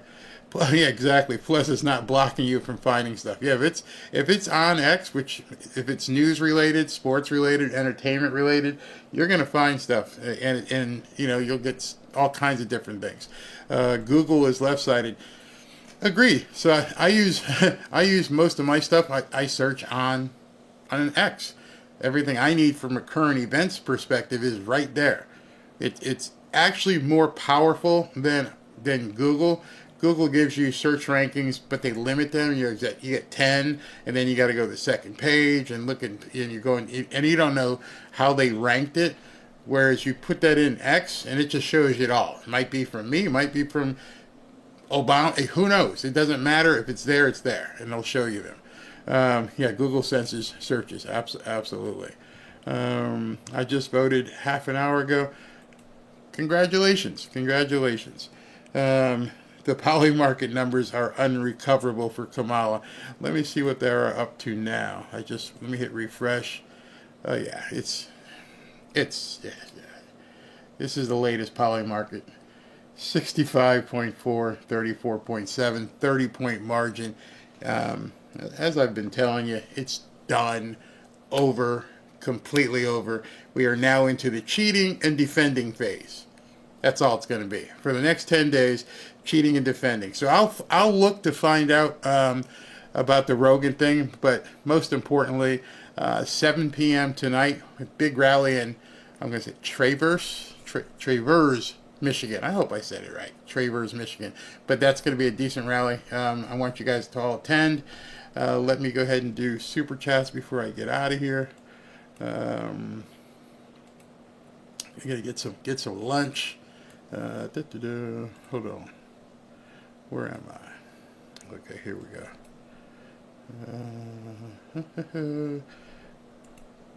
I wonder why Trump gave that speech today. Interesting. It wasn't planned. It was kind of out of the ordinary, but for some reason he wanted that to happen today. And it wasn't because he knew that the Virginia thing has happened. So I'm kind of wondering. And I also wonder why Ted Cruz didn't come up. But that's just me. All right. Hey, Ryan, thank you. Do you have hope that Trump will actually win fairly, unlike 2020? Oh, yeah. I think he's going to win. I don't think they can do enough with everything they're planning to do to overcome what we're doing. I think the voting is going to be strong enough that it is going to be too big to rig. My concern is thereafter. That's what I've been saying. Our Heath, the problem is the newcomers won't vote. Someone else will use their name to vote. Good point. Just another knucklehead. Any idea for Joe and Trump podcast? Going to be looking at it. If I can, like I said, if I can find it and it's allowed, I will show it. Adam Duncan, isn't that a state she's projected to win anyway? Which state are you talking about? Not Texas. Cantu Nguyen, thank you. Just another knucklehead. Former Vatican ambassador calls Harris an infernal monster who obeys Satan. Yeah, that's what I was talking about earlier. Adam Gonzalez, all this sketchy voter fraud that is going on makes me wonder if they are setting a trap on the Republicans. Could be. Don't put it past them. They're going to do anything. Be prepared for that. CR, what I would want to be as far as these people do as possible, like Usher and Beyonce. JL Hunt, love you, Barry. Finally subscribing, watching on X2. Thank you very much. Tommy Radcliffe, you are so real, Barry. Thank you very much. Just another knucklehead, third time. Hey man, Barry, how about leading a team prayer to defeat the demons? Kamala Walton can't hurt, right? Might defeat them. I'm not a pastor, but I mean, I'll try in a second here. Mr. Papa Dog, thank you very much. Marcos Murphy La Ortiz 10. I'm Marcos from Atlanta, born and raised. I love your show. I voted for first time ever for Trump yesterday. Good boy. Good going. Big Cat, you wake up every day, get online and fight. Bless you, Barry. Never stop. Got to keep fighting. That man took a bullet. At least I can do is get my ass up and get it in front of this camera. Just another knucklehead. Salute to Elon Musk and his SpaceX. Mission accomplished with a rescue effort. That's the guy that they're going after. This guy who basically went up and brought them back, the astronauts. They landed safely today, and that's the guy they're trying to attack. Thank you, 1776 Viking. Congratulations, Barry. You won the Viking raffle for you and your wife for voting. I wonder if this will trigger the FBI, NSA, and Department of Injustice at me for election interference. Thank you very much. Tommy Radcliffe. Kamala only signed the paperwork for her prosecutors. She did none of the work. Doesn't matter anymore. Blue hair nutcases will vote for her. Yep, doesn't matter. Kyle Frost, Democrats would have taken that soundbite of you saying you slept with a goat and tried to use the kitchen. I didn't say me. I said somebody else. Demon of Cybertron. Plus, the people that they advocate for probably do that stuff. If the power grids go down, Tim Waltz goes broke. He has no investments. Hope he realizes that. It's a weird dude, man. D-Lad, once I was speaking about ecstasy pills with a friend, and next thing I know, Facebook on my phone was showing me literally ads for some phony pills. Yep, 1776 Viking again. Thank you, Barry. The book 1984 was supposed to be a warning, not a Democrat instruction manual. They basically turned it into a playbook at this point. Anna Mengel. And you know what's funny, too, is that they keep calling Trump Adolf and keep calling him fascist when they are actually doing the fascist playbook. It's remarkable that the idiots on the left don't really see that they're the ones executing the operational plan. Anna Mengel, thank you. They could release a film of young Don doing rails off a transformer rear end. I would just donate to another 40 seconds. Oh God, that's too funny. Russell, he's probably late because of the horrible traffic in Austin because of the incessant road construction. It makes everything late to everything. That could be. I haven't been to Austin in a while. Texas, this is Jocelyn's mother to the right.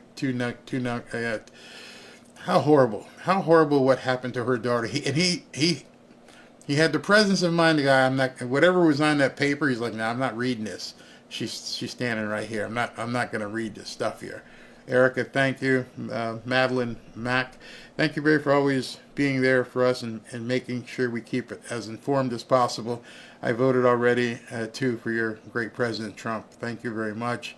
Arizona, we can't let Kamala appoint even one judge. Nope. Popular vote, where'd that go? DJ Mitchell, popular vote means nothing. Too big to rig never works. We don't decide who wins, they do. The Electoral College always wins. Wake up, people. Seeking Finland, being able to cheat and defame people is what the Democrat Party calls democracy. Matthew Kinney, the left is saying way too much. If Trump wins, very scary. Seek and Finding, God bless this man. Donald Trump is a good man. Absolutely. And Traverse City, like Traverse City. I'm going to have to look it up and get phonetically educated because I really don't know how to say it. There was a town when we were talking about the newcomers going to that town in Alabama. That was the hardest town I ever had to learn how to pronounce. I mean, that was absolutely nuts. So, somebody asked me to pray. I'm not a pastor. I'm a praying person, myself, but I'm not really good at it. I try, but let me just say this. I personally pray for every single person who's got some fear, trepidation as to what's happening, and the fear is mostly of the unknown. It's mostly fear of not understanding what these people are capable of. And I ask for God to give them that discernment so that they understand what they need to do to keep their families safe. I would direct them to Matthew 6:25-34. And I don't have the exact wording of that passage, but basically it's don't worry. Give it up to God. Do what you need to do here on earth.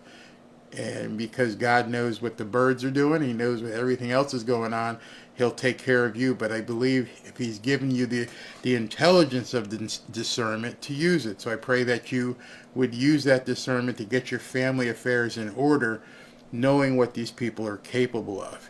I always say that the upside takes care of itself. That's fine. If you never have to use the stuff you pack in a garage, so be it.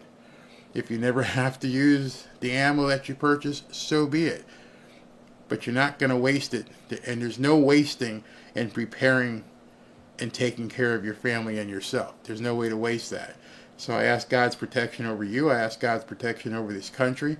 I ask God's protection over Donald Trump and the people surrounding him, because we're about to enter into that new phase of the good versus evil war. And I pray each one of you guys every single morning put on the armor of God and be prepared for what we're going to be facing. These people are evil. As many people have said, this is no longer about right and left, Democrat, Republican. It is purely good versus evil.